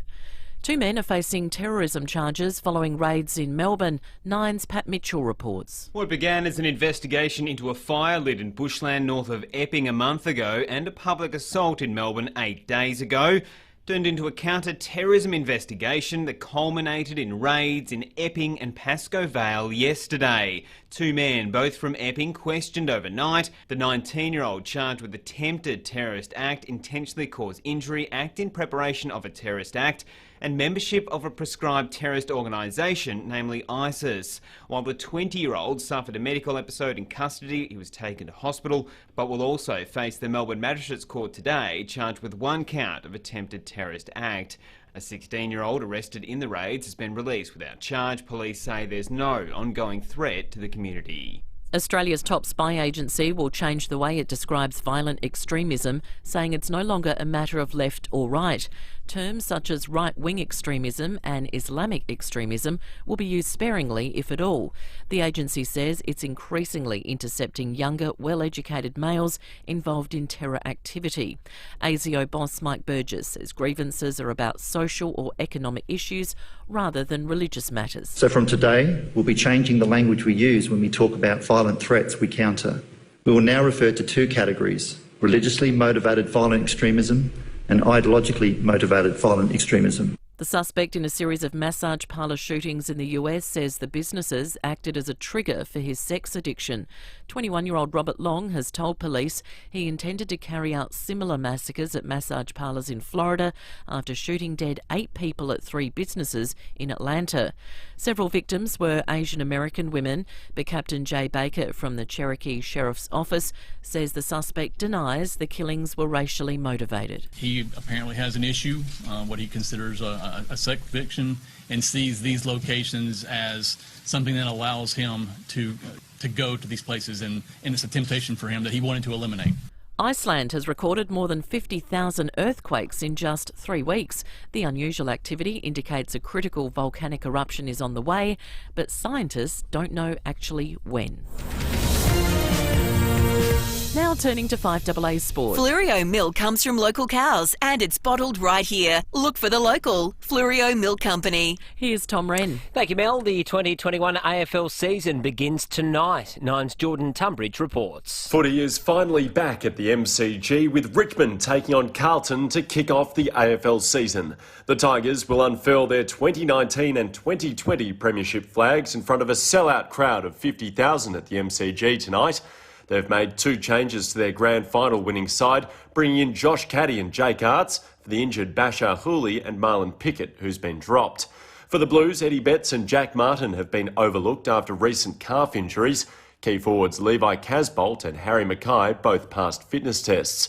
It's the first match the medical substitute will be available, each team to name their sub an hour before the opening bounce. Yeah, can't wait. Let's go to soccer, and Chelsea's inching closer to European Champions League qualification for the quarter-finals.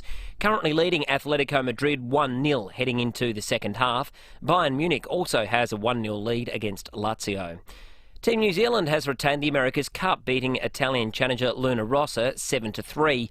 The victory was New Zealand's 4th triumph after coming in 1995, 2000 and 2017. And the Dallas Mavericks have revealed former NBA centre Sean Bradley is now paralysed after being hit by a car while riding his bike in January. Bradley played in the league for 12 seasons, 9 of those with the Mavericks. And that's the 5AA Sport. Now checking 5AA traffic. Dave Potter's Mad March demo clearance is on now, with huge savings and factory bonuses across the range. Smashes about this morning: Port Road, Woodville Road, Woodfield, Fitzroy Terrace, Torrens Road, North Adelaide, Greenhill Road, Anzac Highway, Keswick, Ironbank Road, Sturt Valley Road in Upper Sturt. Do you have a Bellissimo body? Then pamper it with the very best. An Australian-made Bellissimo mattress by Macon Mattresses. Nobody makes a better mattress, nobody. Adelaide's most accurate traffic on 5AA. Now the 5AA forecast. Make sure you and your car stay cool with aircon and cooling services. Call 1300 Automasters. A sunny day on the way, a top of 29. Sunny tomorrow up to 30. Saturday mostly sunny, also 30. Right now it's 19 degrees. More news as it happens on 5AA.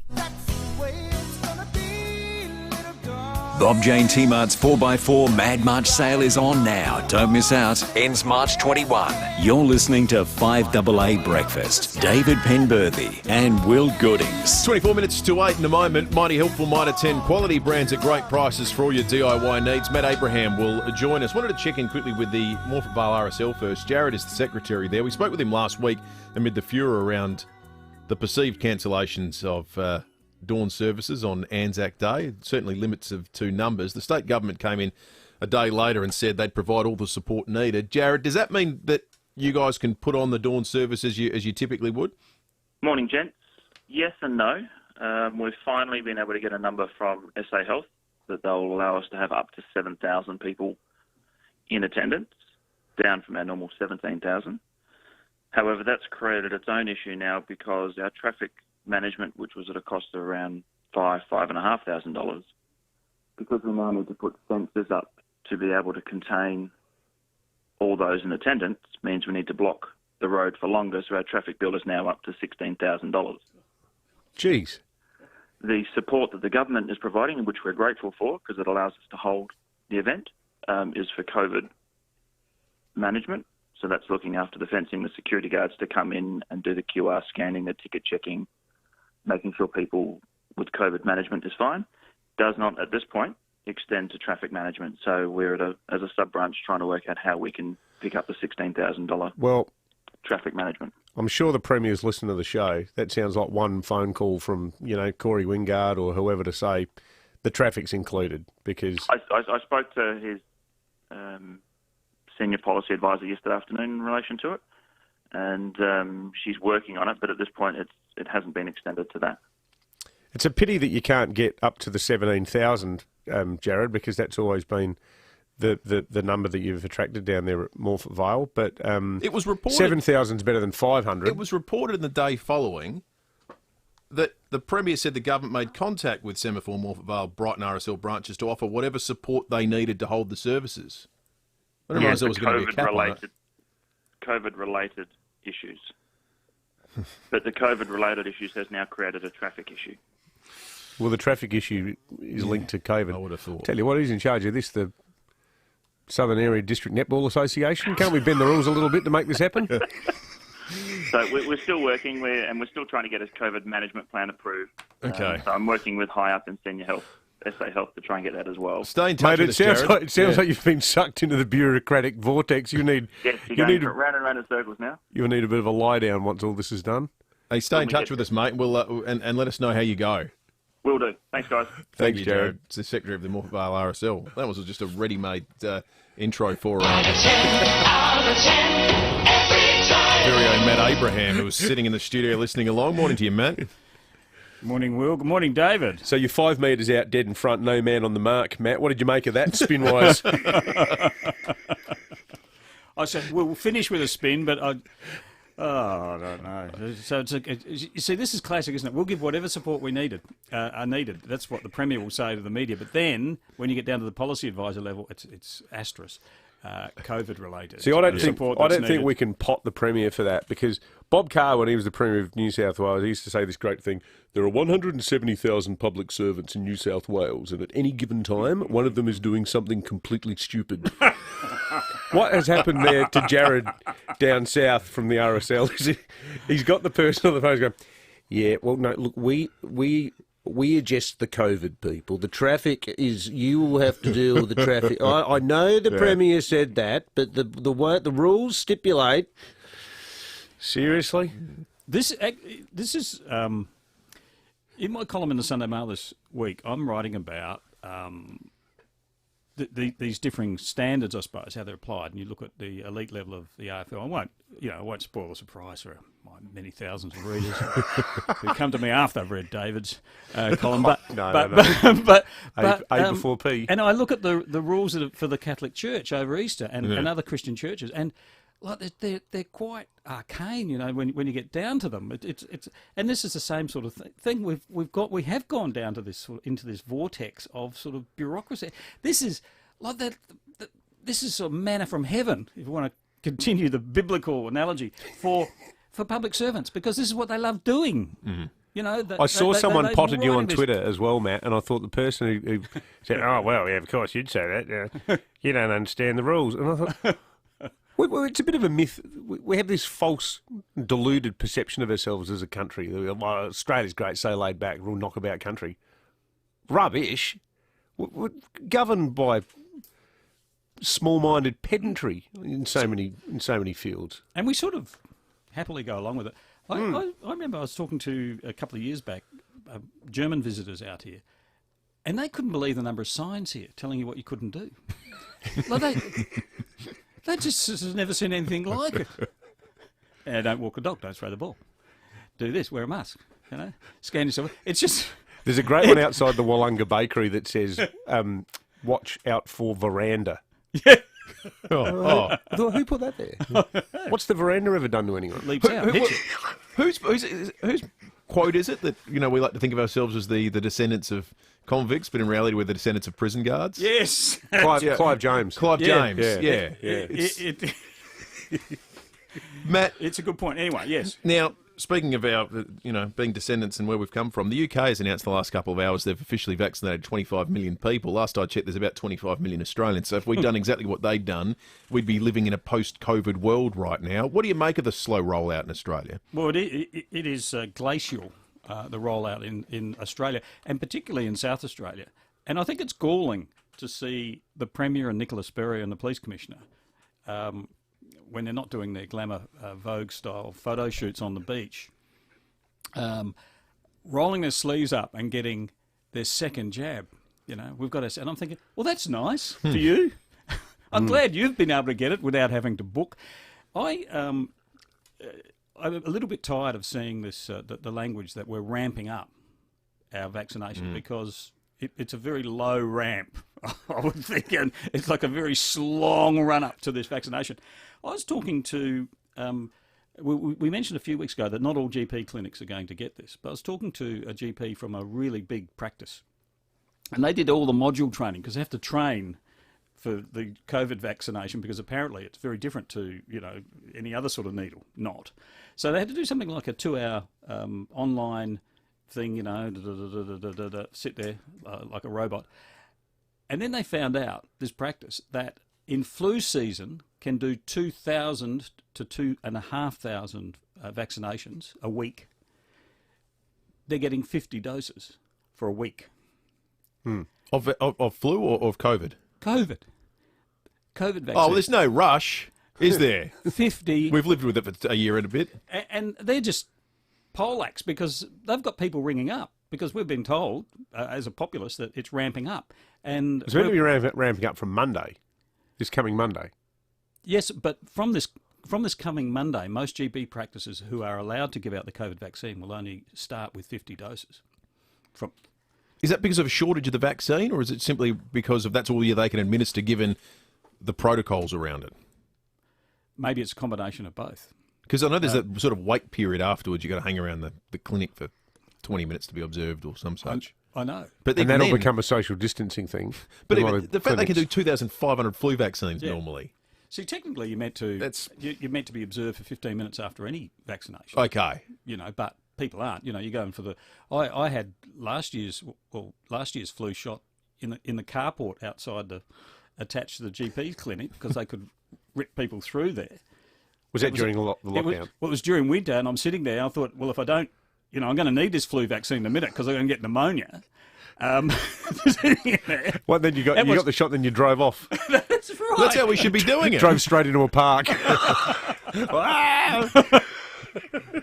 Drive-through COVID vaccines. We should. Well, Why not? They are in the US. Yeah. They do. Well, if you can get the old paddle pop line stick up your schnoz at the old repat, why can't you get a jab in the arm? And in Victoria Park, I suppose understand you need to be watched though, don't you? Just park the cars. Lots of parking right. Set yourself on a Zoom call. They can sit there watching you. Sort of. I'm having trouble changing gears. I think I'm having a blood clot. There just seems to be no urgency. I don't know. Look, isn't it a federal thing though? Well, we do have the federal medical officer saying that we want to get this right. We've got the time here and the caseloads here are so low. We want to get this right. And I think, but what are you saying? The coded message from that is that in the UK and in the US, the vaccines are unsafe. They haven't been tested. That's not correct. There's been no horror stories out of those countries regarding vaccines. Even the Russian Sputnik vaccine, I'd like to have a crack at that. I'd take that. We all laughed at it. I haven't heard it. Well, other countries are sort of clamouring for it. It's proved also highly effective. Isn't that the one that Vlad Putin's daughter took? Yeah. And I think they cut a few corners. Doing it well. I mean, we are fortunate in Australia, and certainly in South Australia, but just about everywhere it's. The problem across the board... For all intents and purposes, it's non-existent. So I've just wondered whether the government's thinking, oh, well, no, hurry, we'll just roll it out. So well, this is it. There's no... I don't think there's any sense of urgency from or there's not enough urgency from the federal government or from any of the state governments or from any governments themselves. Because the nature of government is... Governments have been the most inured, the most protected from the impact economically of COVID. Probably there's some parts of the public service that have grown in size in the last 12 months. No doubt about that. Because of the management and implementation of all of the COVID policies. So what we've got with the vaccine is largely a health-related approach to it, which is, well, we're going to get there eventually. We don't have a big number of infections in Australia at all. We've pretty much eliminated the virus. And this gives us the added luxury of keeping an eye on what's happening overseas, and we'll get there eventually. And look, they're going to start making it in Melbourne, and there's a few issues with the European Union. All this sort of chin-scratching and don't worry, folks, we'll be right. How do you feel if you're the Metropolitan Hotel in Great Street at the moment going, we can't have bands still? Yep. Or if you're the people from Wallace Cinemas going, well, we've got 50%. These people regard it as really bloody urgent. Yeah, well, this is the thing. Maybe there's not many cases, but there's lots of restrictions. Exactly. And this is a vaccine that kills restrictions. That's how we're going to start looking at it. That's what the vaccine... That's a very good point, Will. The vaccine really inoculates you against restrictions. Yes. Because that's why the government's so relaxed. That's why the federal health minister, who was hospitalised with cellulitis infection 2 days after getting his jab, which was coincidental. But the medical officer, chief medical officer for Australia, that's why they're relaxed, I think, about it, because there's so little of the coronavirus in Australia. They haven't got a dog in the fight in terms of the economic impact. Yeah, exactly. And in a few weeks' time, I can't remember exactly when, but I think at the end of the month, JobKeeper finishes. Now, if the federal government doesn't listen to concerns by the hotel industry, the entertainment industry, every other industry that is still relying on JobKeeper, there's going to be a lot of pain. There'll be people really wanting, to ramp up the vaccination, because JobKeeper has been masking, I think, a lot of the economic impact of the pandemic. All right. Time to rate some spin. I'm not sure what we've got here, Matt. Does it need an intro, or do I just hit the button? Well, this is the WA poll result, which was a huge landslide, and it does show why Labor leader here, Peter Malinauskas, has been so disciplined in sort of shoulder to shoulder on COVID with Steve Marshall. He's called that one right. But this is Premier McGowan on election night, or on Sunday night after his huge election win. Labor Premier Mark McGowan's hardline approach to borders, the foundation for a barnstorming, historic re-election victory. This is a humbling experience. No, it's not! Can you imagine him watching the results coming in, sitting there going, I'm so humble. I can't take any joy in this. I reckon the other one had a humbling experience. I'm giving this 9 out of 10. 5 years from now, Matt, the 10th question on Who Wants to Be a Millionaire will be, name the Western Australian Liberal leader at the 2021 WA state election. Remember it, folks. Zach Kirkup. Poor old Zach. He's his own seat. He's the new Mal Meninga, that guy. He should have done a Mal Meninga. Yeah, well, he almost did, didn't he? He conceded 2 weeks out. Good on you, Matt. Please don't hurt us with his strategy. It didn't work. Mighty helpful, mighty 10 quality brands at great prices for all your DIY needs. Time to check traffic thanks to Dave Potter, Australia's #1 Honda dealer for a second year running. DavePotterHonda.com.au. Got a smash in Woodville on Port Road, Woodville Road, North Adelaide, Fitzroy Terrace, Torrens Road, Greenhill Road, Anzac Highway, Keswick, and Ironbank Road, Sturt Valley Road in Upper Sturt. Enjoy 20% off Hill's Science Diet, 12 to 15 kilo dry dog food at Pet Barn.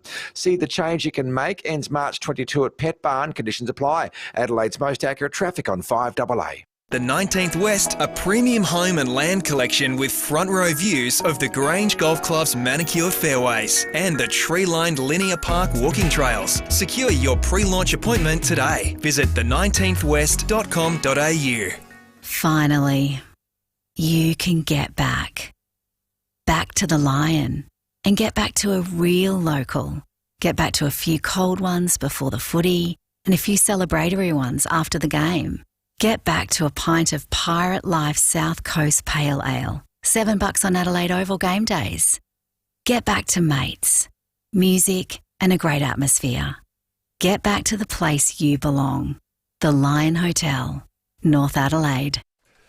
Now, you don't need to tell me this. I was down there on Monday filling up the back of the Hilux with lawn fertiliser, with some garden bed frames, some dynamic lifter, a whole bunch of seedlings. Tell the listeners how many hours you clocked up in the end. I cracked double figures, 10 hours of gardening in barely 24 hours. If you're thinking anything DIY around the home or garden, it's always nice to get some help, and you'll find all the help, advice, tools and materials you need at your local Mitre 10. You know how people do the, cross the English Channel, or they paddle out to New Zealand and they do it for charity. You could do 72 hours of straight gardening for charity. I'd love to. How good would that be? Do that. I'll go right through, no sleep. You'd have to spend a week at Mitre 10 beforehand. So have a talk to the team in store about what you're planning, whether it's a 72-hour marathon gardening binge or just potting something.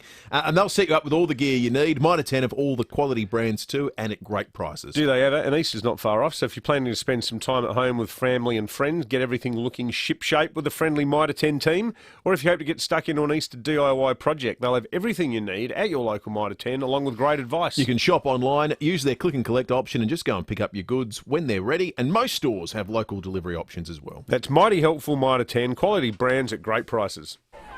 My name is Nitsu and I like St Andrew's School. St Andrew's School is a place where I can learn, understand and grow. They help me learn about my division. My school is all these things and more. It's what makes it one of South Australia's leading primary schools. Hi, I'm Patrick, school captain at St Andrew's School. Join the principal for a tour this Saturday at 10 a.m. Just Google St Andrew's School. If you want to build a new home, something that reflects you and your lifestyle, speak with Beechwood Homes. And just so you know, they won't try and sell you a house plan. In fact, there's no house plans until you tell them what you want. So go for it. Start thinking of all the possibilities or get in touch with Beechwood Homes for a few thought starters. Life's good. It's even better in a Beechwood home. For inspiration, visit the stunning Beechwood Homes display home in Blackwood Park. 5AA Breakfast is streaming live right now. To watch, simply head online to 5AA Facebook or search 5AA on YouTube. Bob Jane T-Mart's 4x4 Mad March sale is on now. Don't miss out. Ends March 21. You're listening to 5AA Breakfast. David Penberthy and Will Goodings. 5 minutes to 8. So let's talk about the weather. Chelsea Carey from 9 News joins us. Morning to you, Chelsea. Good morning, guys. Well, isn't it beautiful today? And a few people have said to me lately that summer just slipped by way too quickly. But hey, listen, the warm weather is not over yet. Right now in the city, it's sitting on around 18.5 degrees. It was very warm overnight, so if you were tossing and turning, that could be why. It was still 23 degrees at 1 a.m. And it will be a sunny day. 29 is the top for the city. It's looking a little warmer out in the north, 30 at Elizabeth. We'll just have this nice little breeze as well. So really quite a lovely day. It's going to be another warm one tonight, so keep that fan nearby, staying above 18 degrees in the city. We are in for this stretch of warmer than average temperatures, so sunny and 30 degrees in Adelaide tomorrow. Blue skies and 30 on Saturday as well. We might notice a little more cloud move in on Sunday. There is a slight chance of a shower later in the day, but really our best chance of any rainfall is on Monday. But really, guys, we are in for a warm few days, balmy nights as well, what I like to call very good barbecue weather, and then obviously nice and warm for the footy over the weekend for those heading into the fringe. So really just not much to complain about over the next few days, I reckon. Fantastic. Absolutely. Good to hear. Good on you, Chelsea. Thank you for that. Chelsea Carey from 9 News. It is time for John Blake. Thanks to Aussie Fast Transport Solutions, interstate freight distribution, warehousing and local Adelaide couriers. Call Aussie Fast 13 13 64. And now, here's a convicted drug dealer with another tip for real happiness. If you want to be happy for the rest of your life, here's a drug dealer with some advice. After he's given you his honest feedback, you'll think that the authorities are all on crack. Hello, I'm convicted drug dealer with another tip for real happiness. If you want to be really happy, then you can deal drugs and not get into too much trouble, because the war on drugs is not really a war, but more of a little skirmish and occasionally being talked to very sternly by a magistrate. I was caught supplying heroin to another person and was sentenced to 10 months jail, but I am allowed to serve my sentence in home detention. So really, my punishment is not that much worse than testing positive for COVID and being quarantined. This make me happy and will be free to walk amongst you again pretty soon. Okay, bye-bye. Say no to drugs. If you want to be happy for the rest of your life, you can deal drugs and not get in strife. That's why we're now completely free of heroin, amphetamine and ecstasy. Stick around, more from John Blake coming up after 8:30 when we go behind closed doors. G'day to warm nights. G'day to the great outback. G'day to seaside escapes. G'day to the open road. There's no better time to hit the road with over 40 holiday parks in South Australia and over 280 Australia-wide. G'day Parks has the greatest choice of holiday parks in the greatest destinations. Plan and book your next trip at g'dayparks.com.au and say g'day to more of Australia. With Beaumont Tiles Be Visual Live app, you really can try before you buy. Take a photo of your family area, select the tile you like and see it live. And get 28% off your floor tiles. Beaumont's live visualiser and 28% off. You'll be happy you chose Beaumont's. It isn't waste until you waste it. That's the catch cry from an amazing company called Eco Waste Solutions. Eco Waste Solutions is a hard waste recycling facility, not a dump, located at Williston. They'll take everything except hazardous waste and food scraps. They'll take your waste bricks, your mattresses, tyres, soil, timber, steel, concrete and more. Plus, if you pre-sort your load, you receive a 50% discount on disposal fees. Google Eco Waste Solutions Williston for more. The Advertiser is pumped for AFL 2021. We'll be your eyes and ears day and night to get you behind the play for just $1 for the first 28 days with 24/7 full digital access. Search the Advertiser offer. Conditions apply. For over 36 years, Steinborner has been well worth the trip. With over 400 used cars to choose from, you're sure to find the car you're looking for. Steinborner is your first choice for new Hyundai and Mitsubishi in the Barossa, and your first choice for Ford in Clare. And don't forget, you can always click through the collection of vehicles online at steinborner.com.au. Great local deals on great local cars from your locals. Steinborner Automotive. Still well worth the trip, or well worth the click. 9 News, weeknights at 5, nightly at 6. The switch is on to the news that's live and local. 9 News, made in Adelaide.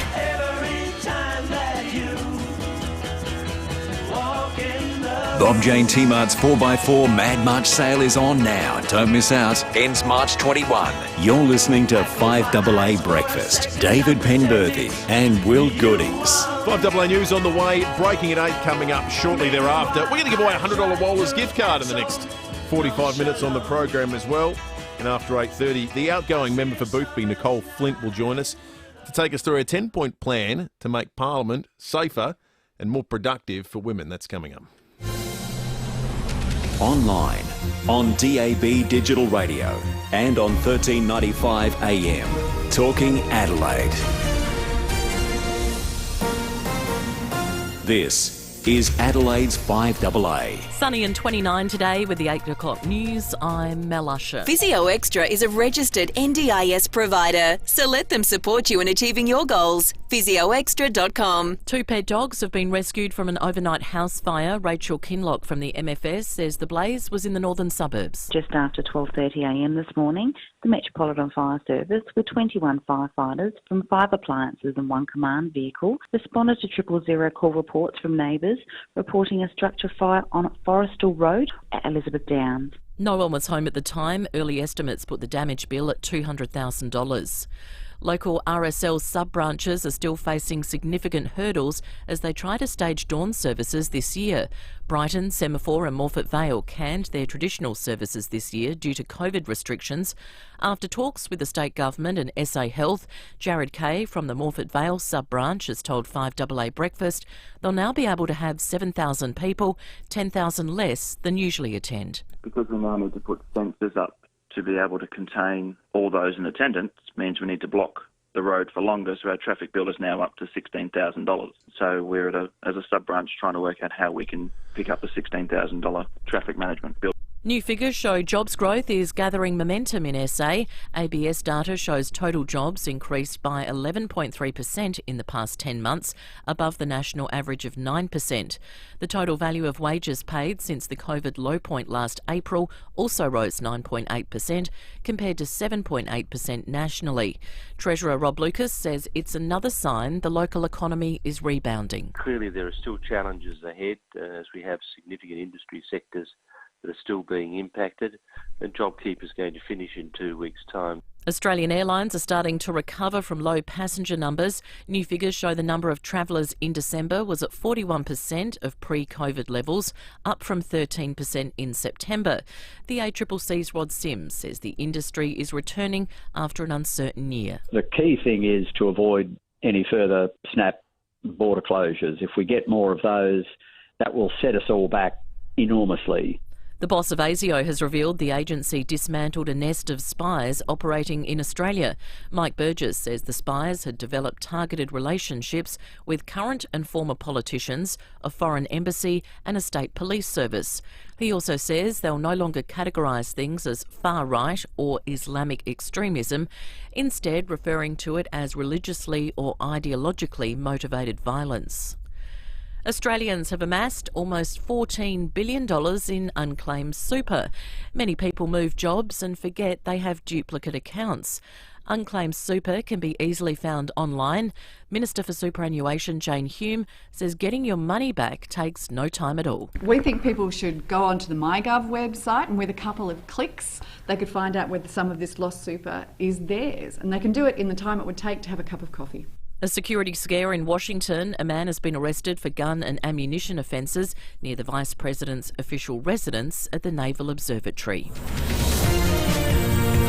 Now turning to 5AA Sport. Fluorio milk comes from local cows and it's bottled right here. Look for the local Fluorio Milk Company. Here's Tom Wren. Thank you, Mel. Adelaide's players will train at Adelaide Oval today for the first time as they prepare for Saturday's clash against Geelong. Defender Brodie Smith telling Rowie it's an exciting time. Can't wait to actually just train at Adelaide Oval, let alone play there this weekend. So, yeah, really ramping it up now and can't wait to get out there. Well, there's been a mixed reaction to the AFL's new substitution rule. Some are concerned coaches will find loopholes and lie about the severity of an injury.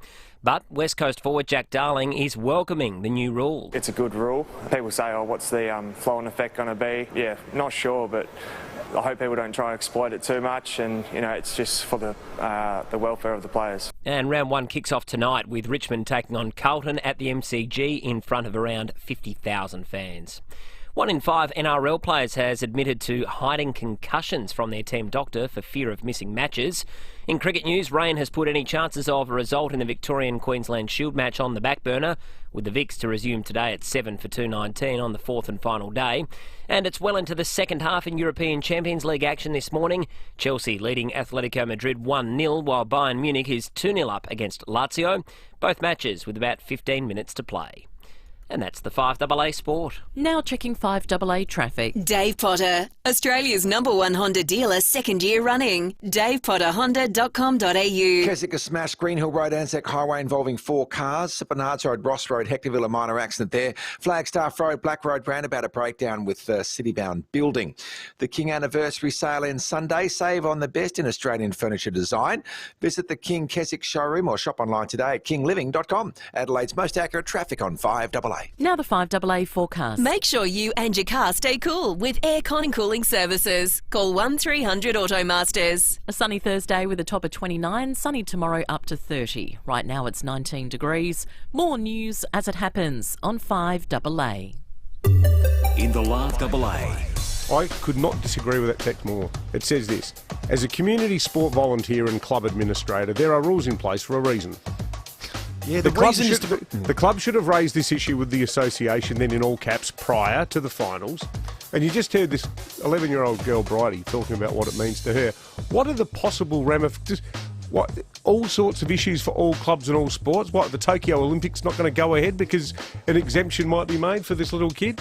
For God's sake. There's too many people running around in matching tracksuits with clipboards and whistles thinking that they're in charge of FIFA here. Yep. They're kids. Just tear up the rule book and let them play. It's the Secretary of the Morpeth Vale RSL. It was reported in the day following that the Premier said the government made contact with Semaphore, Morpeth Vale, Brighton RSL branches to offer whatever support they needed to hold the services. COVID-related issues. But the COVID-related issues has now created a traffic issue. Tell you what, who's in charge of this? The Southern Area District Netball Association? Can't we bend the rules a little bit to make this happen? You're listening to 5AA Breakfast. David Penberthy and Will Goodings. 7 minutes after 8. We'll have more on that in Breaking 8 coming up in just a moment. $100 Waller's gift card we're going to give away very shortly. We'll tell you how you can win it. Start thinking about poetry in motion. What you describe as poetry in motion. That'll give you a head start in the field for the Waller's gift card. Michael Flash Graham. Oh, I knew... Poetry in motion. Yeah. Michael Flash Graham. Yeah, there'll be rich and fertile ground in answering that question. In the way you're thinking about it, that's for sure. Nicole Flynn after 8:30, but let's get into Breaking 8 this morning. Before we get into it, we've just been contacted by the Premier's office with a clarification on the issues regarding the RSL and the assistance that's been offered to them in the context of putting on Anzac Day dawn services. During our chat with Jared a little bit earlier, he intimated that there was an issue regarding costs that had arisen out of traffic management that would preclude them from, at this stage, going ahead with the sort of service we'd expect, even with cap numbers, given that the state government said they'd do everything they possibly could to make sure these things can happen. Well, they've contacted us and said there is no financial cap on what we're willing to do to make sure these services can go ahead. So the state government say they're still working with the Morphett Vale RSL and presumably the other two RSLs in Semaphore and beyond as well. But in relation to money, that's not the problem. That won't be a problem. If it costs whatever it costs to do traffic management, the government will stump up the cash for it. So that's some good news. So the Premier's position is, within reason. Tell us what you need. We'll whatever give it to it you. takes. It's whatever it takes. That's the position. Yeah. Which is good. Yeah. Which is good. Yeah, exactly. Got another little breaking at 8 this morning. It gives you a little bit of an indication of the supercharged nature of the South Australian property market at the moment. This is fascinating. This is one of those small stories that helps illustrate the big picture. So there's a house at 17 Avenel Gardens Road, Medindi. It was listed for sale. The reserve was set at $2.145 million. Now, the auction was held last night at 6:30. It sold for almost $3 million. It sold for $795,000 more than they were asking. So 50% more almost. Yep, almost 50% more. Like, a few years ago, the fact that any house in Adelaide would sell for $1 million was a story. Buying a house that cost $1 million in Adelaide made you sound like you were Richie Rich. It is increasingly becoming the norm. And we mentioned that house in Rose Park when we caught up with the Toops the other day. But for a house that sounds, I know it's in Medindi, so it's a pretty flash part of town, but there's nothing absolutely spectacular about the place. Listed for $2.145 million, sold for $2.9 million. When's this going to stop? So 765,000 more in the end. But when is it going to stop? This is not a castle. For $3 million, I picture 4 stories and 12 bedrooms. Yeah, but it's not. It's 4 bedrooms, 2 bathrooms in Medindi. There's no you don't get a tennis court. You don't get. Just reading through it, you get a Miele dishwasher. Whoopie-doo. Good brand, of course. You get a monitored alarm, you get plantation shutters, you get 4 rainwater tanks. You don't get a pool, by the sound of things. No, none of that sounds like the kind of place that George Clooney's living in, does it? No. But that's what it sounds like. But what does it mean, though? What does it mean for people who are going to try to get into the property market from now on? Good luck is what it means. Yeah. 11 minutes after 8 and time to check traffic. Thanks to Dave Potter. Their Mad March demo clearance is on now with huge savings and factory bonuses across the range. Got to smash Leeward Gardens on the freeway down track near the tunnels. Keswick, Greenhill Road, Anzac Highway. St Bernard's Road, Ross Road, Hectorville and Flagstaff Road, Black Road roundabout at breakdown as well, holding up Citybound. Join Good Life Health Clubs throughout the month of March with memberships from $13.99 per week. Hurry, limited offer. Visit goodlife.com.au. T's and C's apply. Adelaide's most accurate traffic on 5AA. Rowie Sport Show. One of our regulars for season 2021, Brodie Smith. Who's a big smelly down there, B. Smith? Unfortunately, I'm surrounded by what I think 2 of the messiest blokes at the club in Elliot Himmelberg and Darcy Fogarty, so 34, 32. 4 p.m. weekdays. It's not a nice time. Thankfully, 31's come in. He's pretty clean. So Little he's Jimmy's good, clean. He's good. He's nice and clean. He is an absolute pig, mate. Hey. Rowie Sport Show on 5AA. Okay, you've found your ideal block of land. Perfect location, perfect lifestyle. Now, it's time to stroll through the Urban at the Selector Homes Display Village. Intelligently designed for a narrow block, the Urban is packed with space to suit a young family or your upcoming retirement. Contemporary facades, stone-facing, staying courtyard. You'll make the neighbours jealous. Visit the Urban at the Selector Homes Display Village, Port Wakefield Road, Burton. Feeling fatigued? Can't focus? Tired all the time? Now imagine you were a doctor in that situation. Half of junior doctors in SA's public hospitals report their workload is heavy or very heavy. A third report they never or only sometimes get paid for unrostered overtime. Meanwhile, a lack of medical staff contributes to ramping and waiting lists. It's time for SA Health to get real about staffing in our hospitals. Authorised by Dr. David Pope for the South Australian Salaried Medical Officers Association, Adelaide. When people walk through the doors at PALS, the first thing they say is wow. Not only because of the size and the selection, but also because of the team. Sam and Jamie have tasted every drop. They and their team can recommend a whiskey that's just as good as that hard-to-find Japanese one, if they don't have it, that is. Or a beautiful red that's reminiscent of that outstanding cellar door you once travelled so far to visit. Parafield Airport Liquor Store. Pals, next to Roulette's Tavern, Kings Road, Parafield. As a small to medium business owner, you need a vehicle fleet that is fit for purpose. The new Nissan Navara is the ultimate workhorse, built tough to handle the harshest conditions. Packed with the latest intelligent safety and driving assistance tech, the new Nissan Navara is the ideal addition to your fleet. Let your local Nissan fleet dealer tailor a vehicle solution that's right for you and your business needs. Visit your local Nissan dealer or search Nissan Fleet today. It's Kitchen Week at Spartan Electrical. Save big when you upgrade the heart of your home with store-wide deals on big brand kitchen appliances. Like up to 15% off Asco kitchen packages and up to $400 off Asco dishwashers. Get Adelaide's best prices on ovens, cooktops, range hoods, dishwashers and fridges with our price match guarantee. 1 week only. Spartan Electrical's Heart of the Home Kitchen Week sale is on right now. Interest-free and finance available. Shop local, shop Spartan, Campbelltown and Torrensville. Ends Sunday. 9 News, weeknights at 5, nightly at 6. The switch is on to the news that's live and local. 9 News, made in Adelaide. When I see my baby, what do I see? Poetry, poetry in motion. Bob Jane T-Mart's 4x4 Mad March sale is on now. Don't miss out. Ends March 21. You're listening to 5AA Breakfast. David Penberthy and Will Goodings. Yeah, we played a bit of poetry in motion during the early breakfast this morning, talking about Manchester City's Champions League victory over Borussia Mönchengladbach. It was described... German side. Say it again. Borussia Mönchengladbach. I probably not a hard shirt at the end, but anyway, it doesn't matter. Yeah, I was going to pull you up on that. But Gott and Himmel, how hard is it to pronounce these words?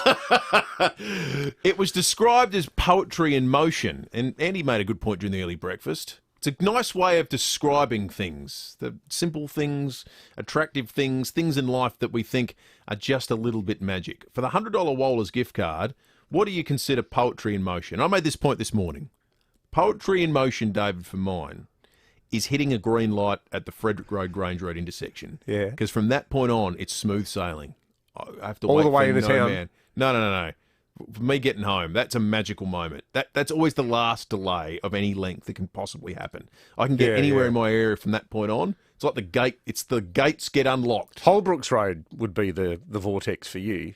That double intersection with the two green lights going into the city. That's a nightmare. Near the BP there. But sometimes it feels like poetry in motion when you hit a good light sequence. I like getting Pulteney Street all the way from Greenhill Road into Highmark Square in the mornings.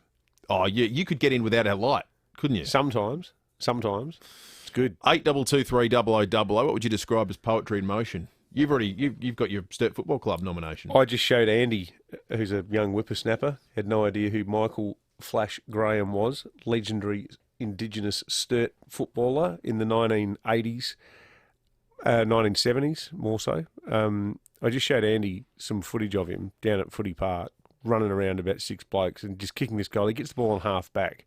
And Andy just said, mate, I'll pay that. That is poetry in motion. Yeah, sport lends itself to the descriptive poetry in motion, but I suspect there's going to be other things too. Tina in Mitchell Park, good morning. Good morning, how are we? Good, thanks, Tina.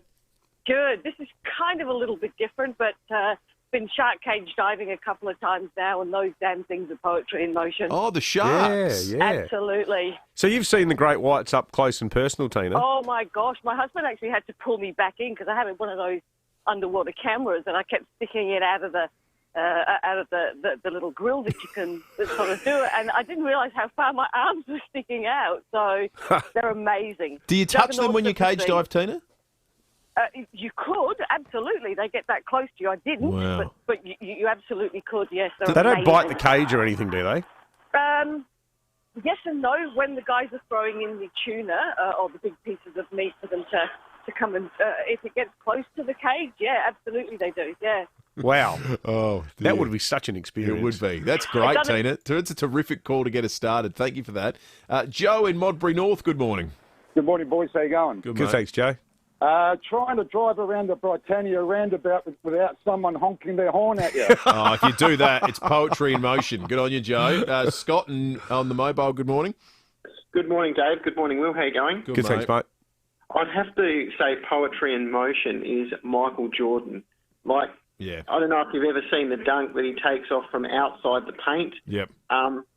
He jumps in the air, other guys jump after him, they're back down on the ground and he's still soaring in the air. It's just a beautiful thing. He was extraordinary. A lot of people remember late Jordan when the second three-peat, but that early Michael Jordan and his athleticism is not something we've ever seen before and we'll perhaps ever see again. That's a great one, Scott. Thank you for that. Wayne in Taparoo, good morning. G'day, how are you, lads? Good, thanks, Wayne. Shane Warne's perfect leg break when he bowled the English captain around Gadding. the flag. Oh, Gadding, yeah, no, that was poetry. The best bit about it was the expression on Goodings' face. Like, something weird's just happened to me. Oh, yeah. All right. Reno in Torrensville, good morning. Good morning, guys. Now, before I go to mine, David, my poetry emotion, the footy, is Lindsay Head. Yeah, He was poetry emotion. But the one I'm talking about is Mum on the Saturday morning when she gets all set up and she starts doing the Italian sauce. Oh, Gets ready for the sugar for Sunday lunch. And if you just sit there for half an hour and just watch her go, it is poetry emotion. I love that choice, Reno, because I was great. thinking about some food-related ones. There's a cook on one of the cooking shows called Mary Berry, who's this English lady. I think she might be close to being in her 80s. And you see all these macho chefs like your Ramsays and that, and they're all running around like lunatics, or Jamie Oliver, seasoned from a height, and they're all listening to their rock music. Mary Berry is a really slow cook, and she does this dish of poached salmon with asparagus and hollandaise sauce, and she never speeds up, and she's just so graceful. Like, she totally knows everything that she's doing instinctively, like Reno's mum. And I just watch it. And I said to Kate, just watch this woman cook. It's just mesmerising. Yeah. That reminds me, Reno talking, there was a place we walked past in Rome a year ago, now more than a year ago, where one of the little restaurants or cafes in Rome you'd walk past, and they'd removed a wall that goes into this area behind the kitchen, and it was totally glass and open to the street. And there were 3 or 4 nonnas just out the back making the pasta. Yeah. And there was always a crowd of people gathered just to watch them, and it was absolutely mesmerising. Yeah. No expression. It was just methodical and mechanical, yet it was all hand done. When Every you see element them of making it. things like tagliatelle, and just with that one little movement of their thumb and forefinger, they go. Turns into a little twisted. Cut the giant sheets off, and Yeah. oh, it was fantastic. Maddie in Manapara, good morning. How you going, fellas? Good, thanks, Maddie. I think it's the totality as the 5AA listeners. Anytime the fog gets quite thick, the amount that we mobilise on the text line, on the phone, and through Twitter, through Facebook, just to see the expressions of will. How we mobilise, I think that's poetry emotion. The old sometimes it's hard to. Sometimes it's hard to pick a winner in the Wilders gift card, but Maddie, it's easy to work out who's not winning it today. Thank you.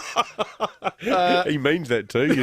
You're totally stuffed there, Maddie. Sorry, mate. Thanks for calling in. Worked out last place. Thank you, Maddie. Brenda, good morning. Good morning, boys. My poetry in motion is a real shock to the system. My husband coming down the passage with a handful of his dirty laundry, picked up off the floor, heading for where it should be to be washed. Terrific, That Brenda. is excellent.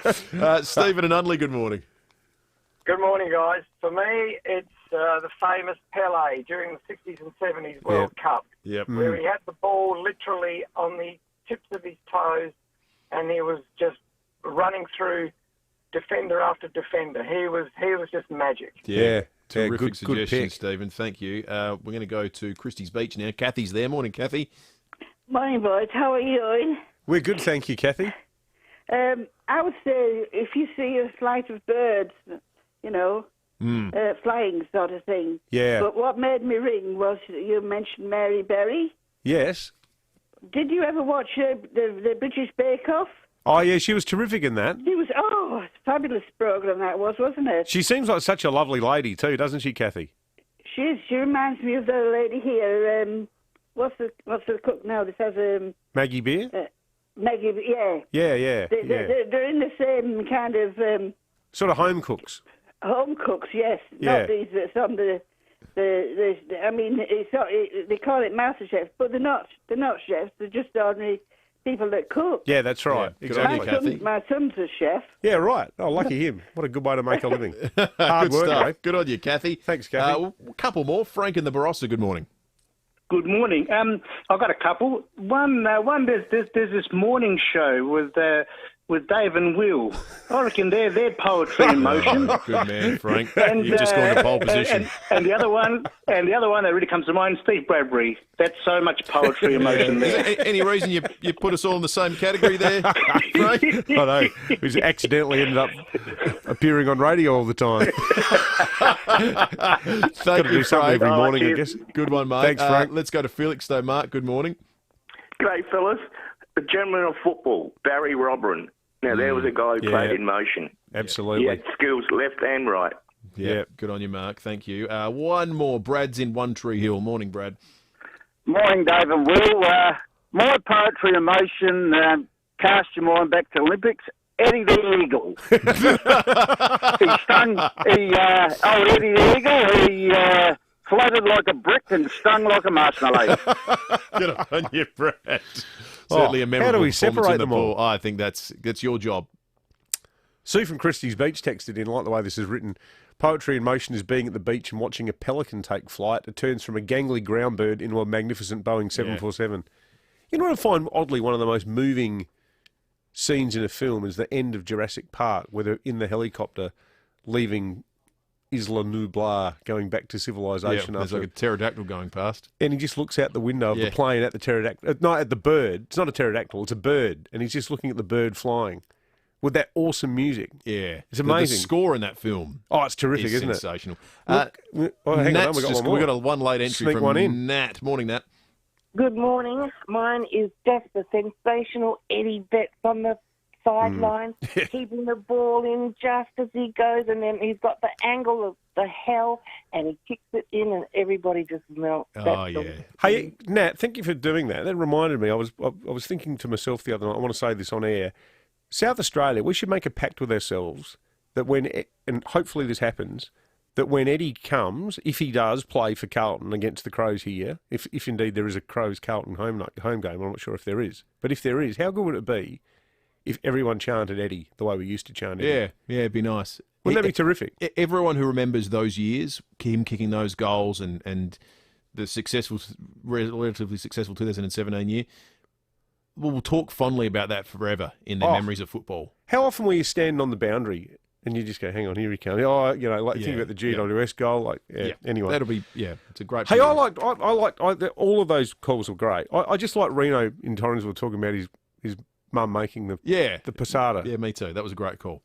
Good on you, Reno. We're going to take a break. In a moment, Phil Watch coming up. The 19th West, a premium home and land collection with front row views of the Grange Golf Club's manicured fairways and the tree-lined linear park walking trails. Secure your pre-launch appointment today. Visit the19thwest.com.au. Can I get a price check in aisle 4?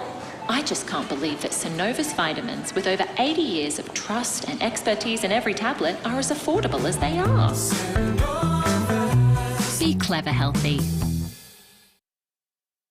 Now, it's probably safe to say in retirement that we would all love to live comfortably, affordably, and in a welcoming community. Thanks to the good folks at Southern Cross Care, you can do just that. And right now, they've got a wide range of retirement living options, including beautifully refurbished one-bedroom units with built-in wardrobes, air conditioning and quality kitchens in great locations from Summerton Park to Kingswood and Plympton to Paraka. We've had a lot of feedback from people living in Southern Cross Care and the loved ones of people who do too, talking about how happy they are, what a wonderful family-style environment it is. And the locations are great. Close to shops, public transport, all homes maintained by Southern Cross Care. It couldn't be easier. And with prices from just $69,000 to $99,000, they offer great value. For more information about these lovely properties, visit southerncrosscare.com.au or call 1800 852 772. That number again, 1800 852 772. If you think the only thing better than your Mazda is a new Mazda, now is the right time to upgrade to the next model in the Mazda family. It's a new year, and it's also a great time to take advantage of 2020 plate sales at Mawson Lakes Mazda. We know the only thing more exhilarating than taking a new Mazda for a test drive is taking one home. Mawson Lakes Mazda, just a short drive from the city, Salisbury Highway. Port Adelaide are back. And so are we. We're back marching. We're back singing. We're back together. Experience it live, loud and in person. 3-game memberships from just $100. Grab yours from the Port Adelaide website today. You've got to be there.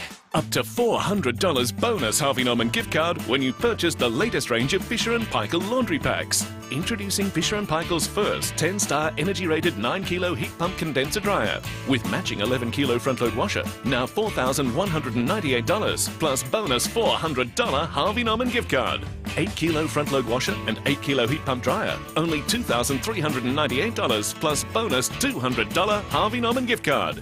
Now at Harvey Norman. I remember singing along to our York's road trip playlist. I remember you sounding a bit flat. Hey, at least the battery didn't go flat because I got a new one from FIVEaa before we left. Yeah, you hit the right note with that. Before you make road trip memories, remember FIVEaa for road service, vehicle inspections, tyres, batteries and FIVEaa approved repairers. FIVEaa is your ultimate road trip companion because we help you to keep on moving on. Battery replacement only available to FIVEaa road service holders. T's and C's apply. Available from FIVEaa. 5AA Breakfast is streaming live right now. To watch, simply head online to 5AA Facebook or search 5AA on YouTube. Bob Jane T-Mart's 4x4 Mad March sale is on now. Don't miss out. Ends March 21. You're listening to 5AA Breakfast. David Penberthy and Will Goodings.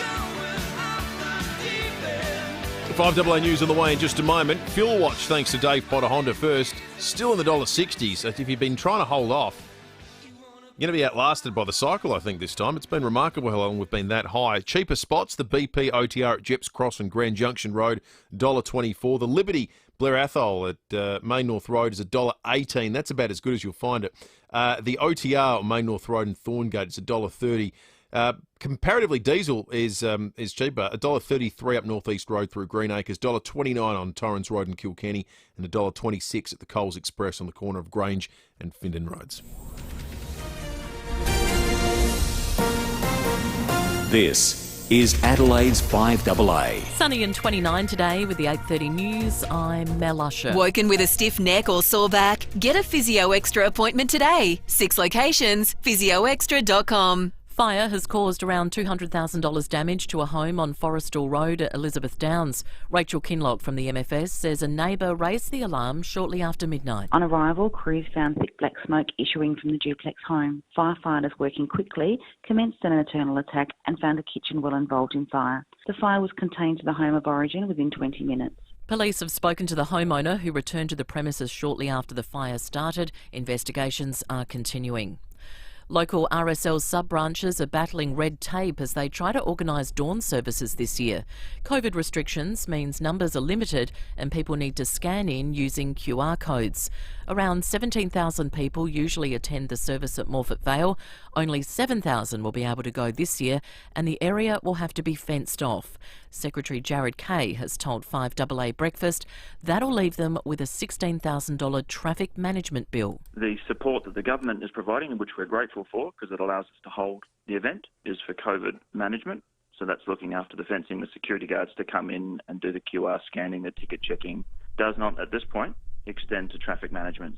ASIO has dismantled a foreign spy network trying to steal Australia's economic and security secrets. Nine's Michael Packey reports. The boss of the nation's leading spy agency has revealed how a nest of spies was dismantled last year. Mike Burgess says they groomed politicians, police and a bureaucrat with security clearance to classify defence information. Delivering his second annual threat assessment, Mr Burgess won't reveal the country involved, but we know it's not China. The spies, along with many others, have since been removed from Australia. I'm talking about a number in the double figures. Mr Burgess has also announced ASIO will stop using the terms Islamic or right-wing extremism, saying the language is no longer fit for purpose. This will change to ideologically or religiously motivated violence.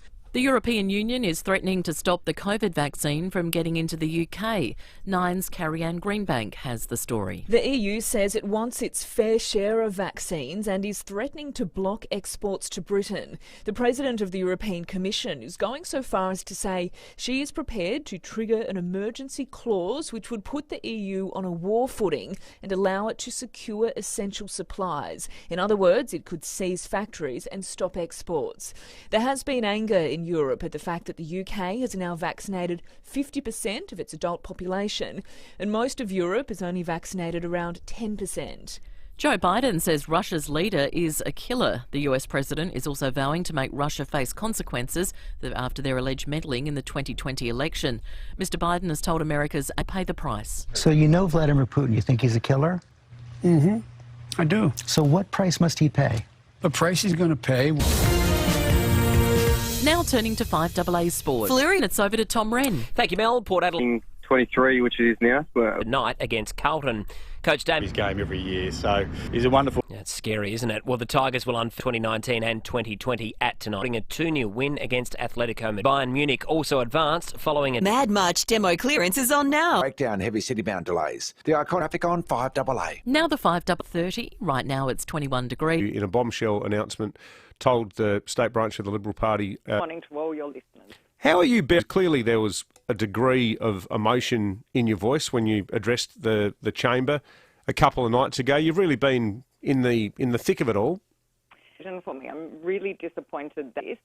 And yesterday, I felt quite encouraged yesterday morning. Mr Albanese, Leader of the Opposition, made some very generous and encouraging comments that we all need to work together that to ensure women's safety, especially that of staff and female MPs and senators, and that he condemned the behaviour that I was subjected to. But 24 hours later, the Labor Party and Get Up seem to be on the attack, and the trolling that's happening on Twitter, having a go at me, claiming that, I don't know, I'm making things up, that the experience wasn't that serious, that I'm just trying to be political about this. The emails that have been coming through from clearly organised by the left, I'm actually a little bit shocked, Penberthy. Well, the thing that I find so galling about it, and I say this as someone who's married to a woman whose politics are diametrically opposed to yours on a lot of issues, Nicole, is as a community we seem to have this capacity, like not us, but people who are politically obsessed seem to have this capacity for blindness where they say everyone should be treated with dignity apart from the people that I actually disagree with politically. Yeah. And you seem to be the absolute sort of poster child for that phenomenon right now. That seemed to be the lightning rod, unfortunately. Get Up have given an extraordinary interview to the ABC this morning, claiming that they had no part in engaging in any intimidating or harassing behaviour, and that anything that happened to me was absolutely not their fault. Well, Get Up they said they were going to make 100,000 phone calls into Boothby last election, and I reckon they probably got close because all my Liberal Party members had the calls, and people said to me that the Get Up volunteers, and I think most of them were not from SA. I think they were interstate, and they were told, right, you're calling into Boothby. They were calling me evil. So when you've got, tens of thousands of local residents getting a phone call saying, she's evil, when you've got the groups of Get Up protesters following me around the electorate, turning up at events that that they actually couldn't have known about. So I'd still love to know how they found out about some private events that the media weren't invited to, that their group of protesters with their, their Tony Abbott and Peter Dutton heads and their signs and their T-shirts all turned up to. I'd love to know how Get Up think that is not intimidation, harassment, how that sort of behaviour that my community was seeing didn't then encourage people to think it's okay to harass her, to stalk her, to intimidate her, to tell her that she's evil, to come out to street corner meetings and scream at her, because they were hearing that from Get Up. Yeah. And I actually watched some video this morning. I saw some video this morning where it looked like every time you physically left your electoral office or arrived at it, it was like, I mean, there's a difference. I think up to a point, you go into politics, you got to be prepared to cop it. Yes. You know, protest is part of life. Yes. But the proximity of those protesters, they almost looked like they were like a phalanx where they would walk right alongside you with the placards, you know, just millimetres away from you. And it must have just been the fact that it was ever present for the entire campaign. It must have been seriously intimidating. It was, and one of the incidents. Well, there were a lot of incidents that stick in my mind, but I was with. This was a couple of days before the actual election day. I was with Corey Wingard, David Spears, and we were doing an announcement about Hove Crossing, and we turned up just to have a photo, do a little video, and there was one Labor Party volunteer at the train station across the road. Within 5 to 7 minutes, there were 20 to 30 Get Up and Labor volunteer protesters on the other side of the road, pushing the button to try and get across the pedestrian crossing. And we're like, oh, this is not looking good. We need to get out of here. So we went back to our cars, by which stage they are running across the road at us. Like, it was so aggressive, Pembo. Look, you know, I've spoken to you and you've reported on what happened to me, you know, the stalker, the sexist, misogynist vandalism of my campaign office. You and Will, you broke that story on radio, sort of as we had discovered it that morning. The whole experience was really distressing, and that's the catalyst for me going. And the reason that I've spoken out this week, and what I truly want to see, is for this to stop. I don't want any woman in politics, whether you're in Labor Party, whether you're a Green, whether you're an independent. I don't want anyone feeling unsafe, especially in their electorate. Given your experience and the response to your calls for reform in federal parliament and beyond when it comes to protesting and whatnot, how hopeful are you that anything will change when it does appear that there's only really energy applied to seeking solutions and starting hashtags when there's some sort of partisan point to be made? As I said, yesterday morning, I was really hopeful because Mr Albanese, Leader of the Opposition, was very strong in his comments condemning the behaviour that I had experienced and the tactics and things last election. I'm a little bit disappointed, as I said, at the trolling of me on Twitter from clearly the left, through the disgusting emails that we're getting, things like that. Some journos, Paul Bongiorno, saying that apparently I'm just doing this for political reasons. Well, I've been talking about my experience for 2 years now, so it's a bit more than a bit disingenuous to claim that I'm suddenly trying to just play politics on this issue. What I can say is I know there are a lot of good women in particular in the Labor Party, Greens, former MPs, former senators who are absolutely dedicated to making sure that we use the independent review of the culture of Parliament, of the processes of federal Parliament, to achieve change for all women, whether you're a staff member, whether you're one of the wonderful support staff who works in this building, whether you're a journo or whether you're an MP and senator. There are a group of us who are determined to make sure that this sort of behaviour stops. Because women deserve to be, all deserve to be safe in our workplaces. And absolutely. My workplace is on the ground, in my electorate, at the shopping centres, street corner listening posts, out at community groups. And if this dangerous behaviour continues, women like me and women who come next won't be able to be easily accessible to their community, and that's bad for democracy. So ultimately, we end up with a very bad result for democracy if we don't stamp this stuff out now. What would you say to her? You say the women that come next, but if someone came to you and said, look, I want to be the candidate for Boothby or some other seat on state or federal election, I'm thinking about it, but I've seen what your experience was. What would you say to them? That I am working every single day until I leave this place and even after I leave federal parliament to make sure that they will be safe. That's my goal now for the rest of my term, and the independent review of federal parliament, the processes, procedures, all of that is supposed to wrap up in November. That's quite soon. That will be before the next federal election, and I will be doing everything in my power to make sure that the likes of Get Up and, Labor and the unions, who sort of seem to be standing by and not condemning Get Up's comments from this morning, I'll be making sure that this place becomes much safer for women. Nicole Flint, the federal member for Boothby until the next election at least, thanks very much for talking to us this morning. Thanks, Pembo. Thanks, Will. So that Paul Bongiorno tweet to me shows there are journos out there who care far too much in a partisan way about certain things. It is a completely fatuous reading of Nicole Flint's situation to say that she's playing politics. The key thing here, she's leaving politics. Yeah.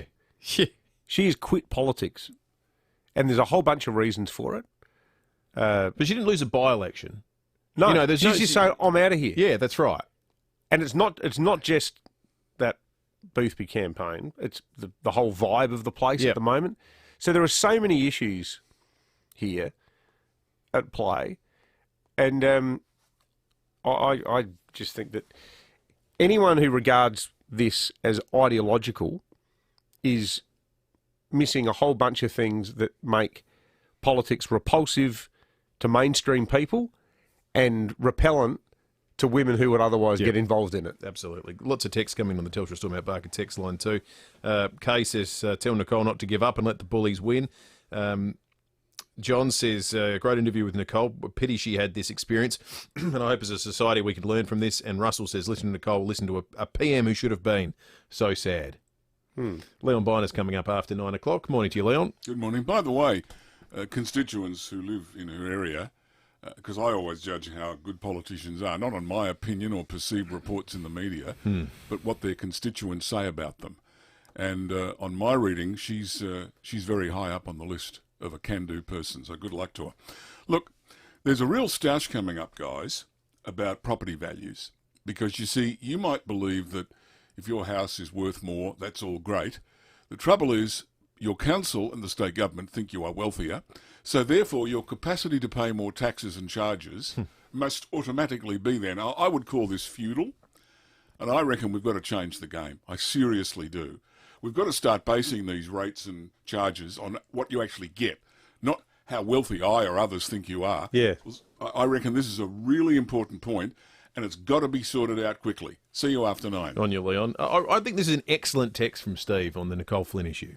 He says, good morning, guys. I feel sorry for Nicole Flynn. I was distributing leaflets at the last election, and there's a general camaraderie among the people handing out how-to-vote cards, despite political beliefs. The exception was the get-up numpties, who were genuinely rude to Flint's supporters and downright vitriolic when she actually attended the booth that I was at. And that is true. You go to those, you go on election day, and when it all comes down to it, the people that have been yelling and hating each other for the whole campaign all stand next to each other, talking about the world and handing out leaflets. And it's the Australian democracy at its best. And it's dragged down by these other clowns. Yeah, absolutely.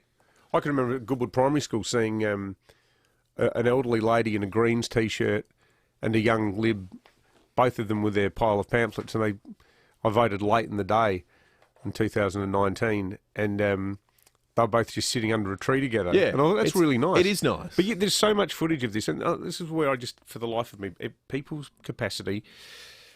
My tip for Nicole Flint would be get off Twitter for a while. I mean, for God's sake, it's just such a cesspit. Yeah. But people's capacity to just see everything through the prism of ideology, They're just making the world a toxic place for everybody else. All right, let's check traffic thanks to Dave Potter, Australia's #1 Honda dealer. Second year running, davepotterhonda.com.au. Southern Expressway to South Road is heavy. The same for the North-South Motorway, Regency Road. The freeway down track and Salisbury Highway from Port Wakefield Road as well.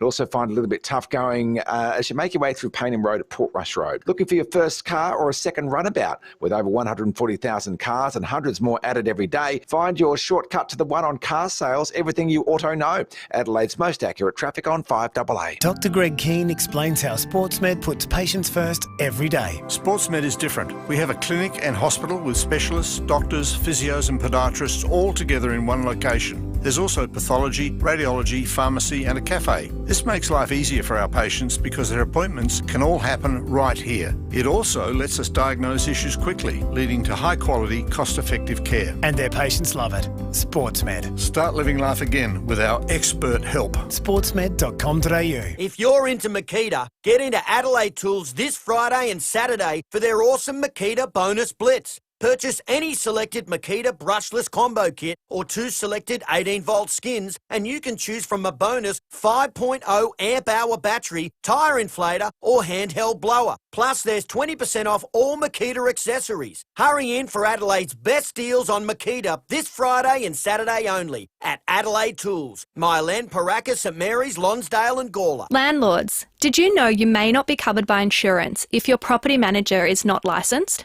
At Toop and Toop, we're proud that every member of our team is fully qualified and licensed, protecting you and your property. We guarantee you'll love our award-winning people, technology and customer service. Make the switch today and we'll take care of everything to ensure a smooth transition of your property. Plus with our Toop Switch campaign this month, it's at no cost to you. Call us today on 8362 8888. You might think having thousands of pals is excessive.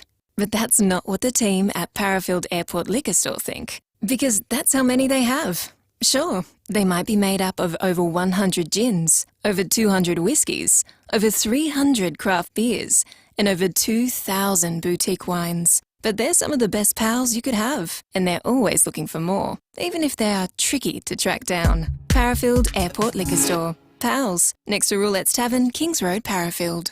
New Spot Motors are proud to announce the arrival of the new MG ZST. With all the latest safety features as standard and including a new turbo motor at under 30k drive away for an SUV. It's MG fun motoring for life at New Spot Motors, Hampstead Gardens and Salisbury Park. Book your MG test drive today. And remember, all MGs come with 7-year warranty. New Spot Motors for MG, Hampstead Gardens and Salisbury Park.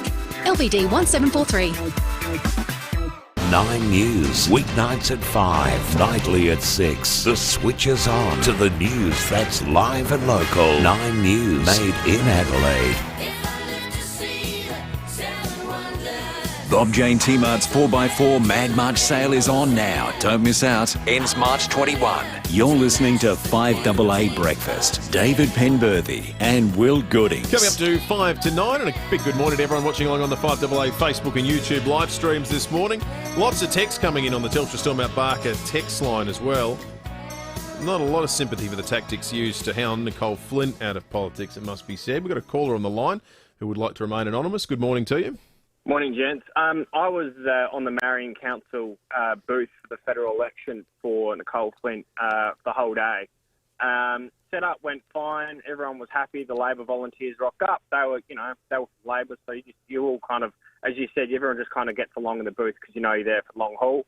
About 8 o'clock in the morning, we had 3 Ford Territories rock up, covered in the CFMEU livery.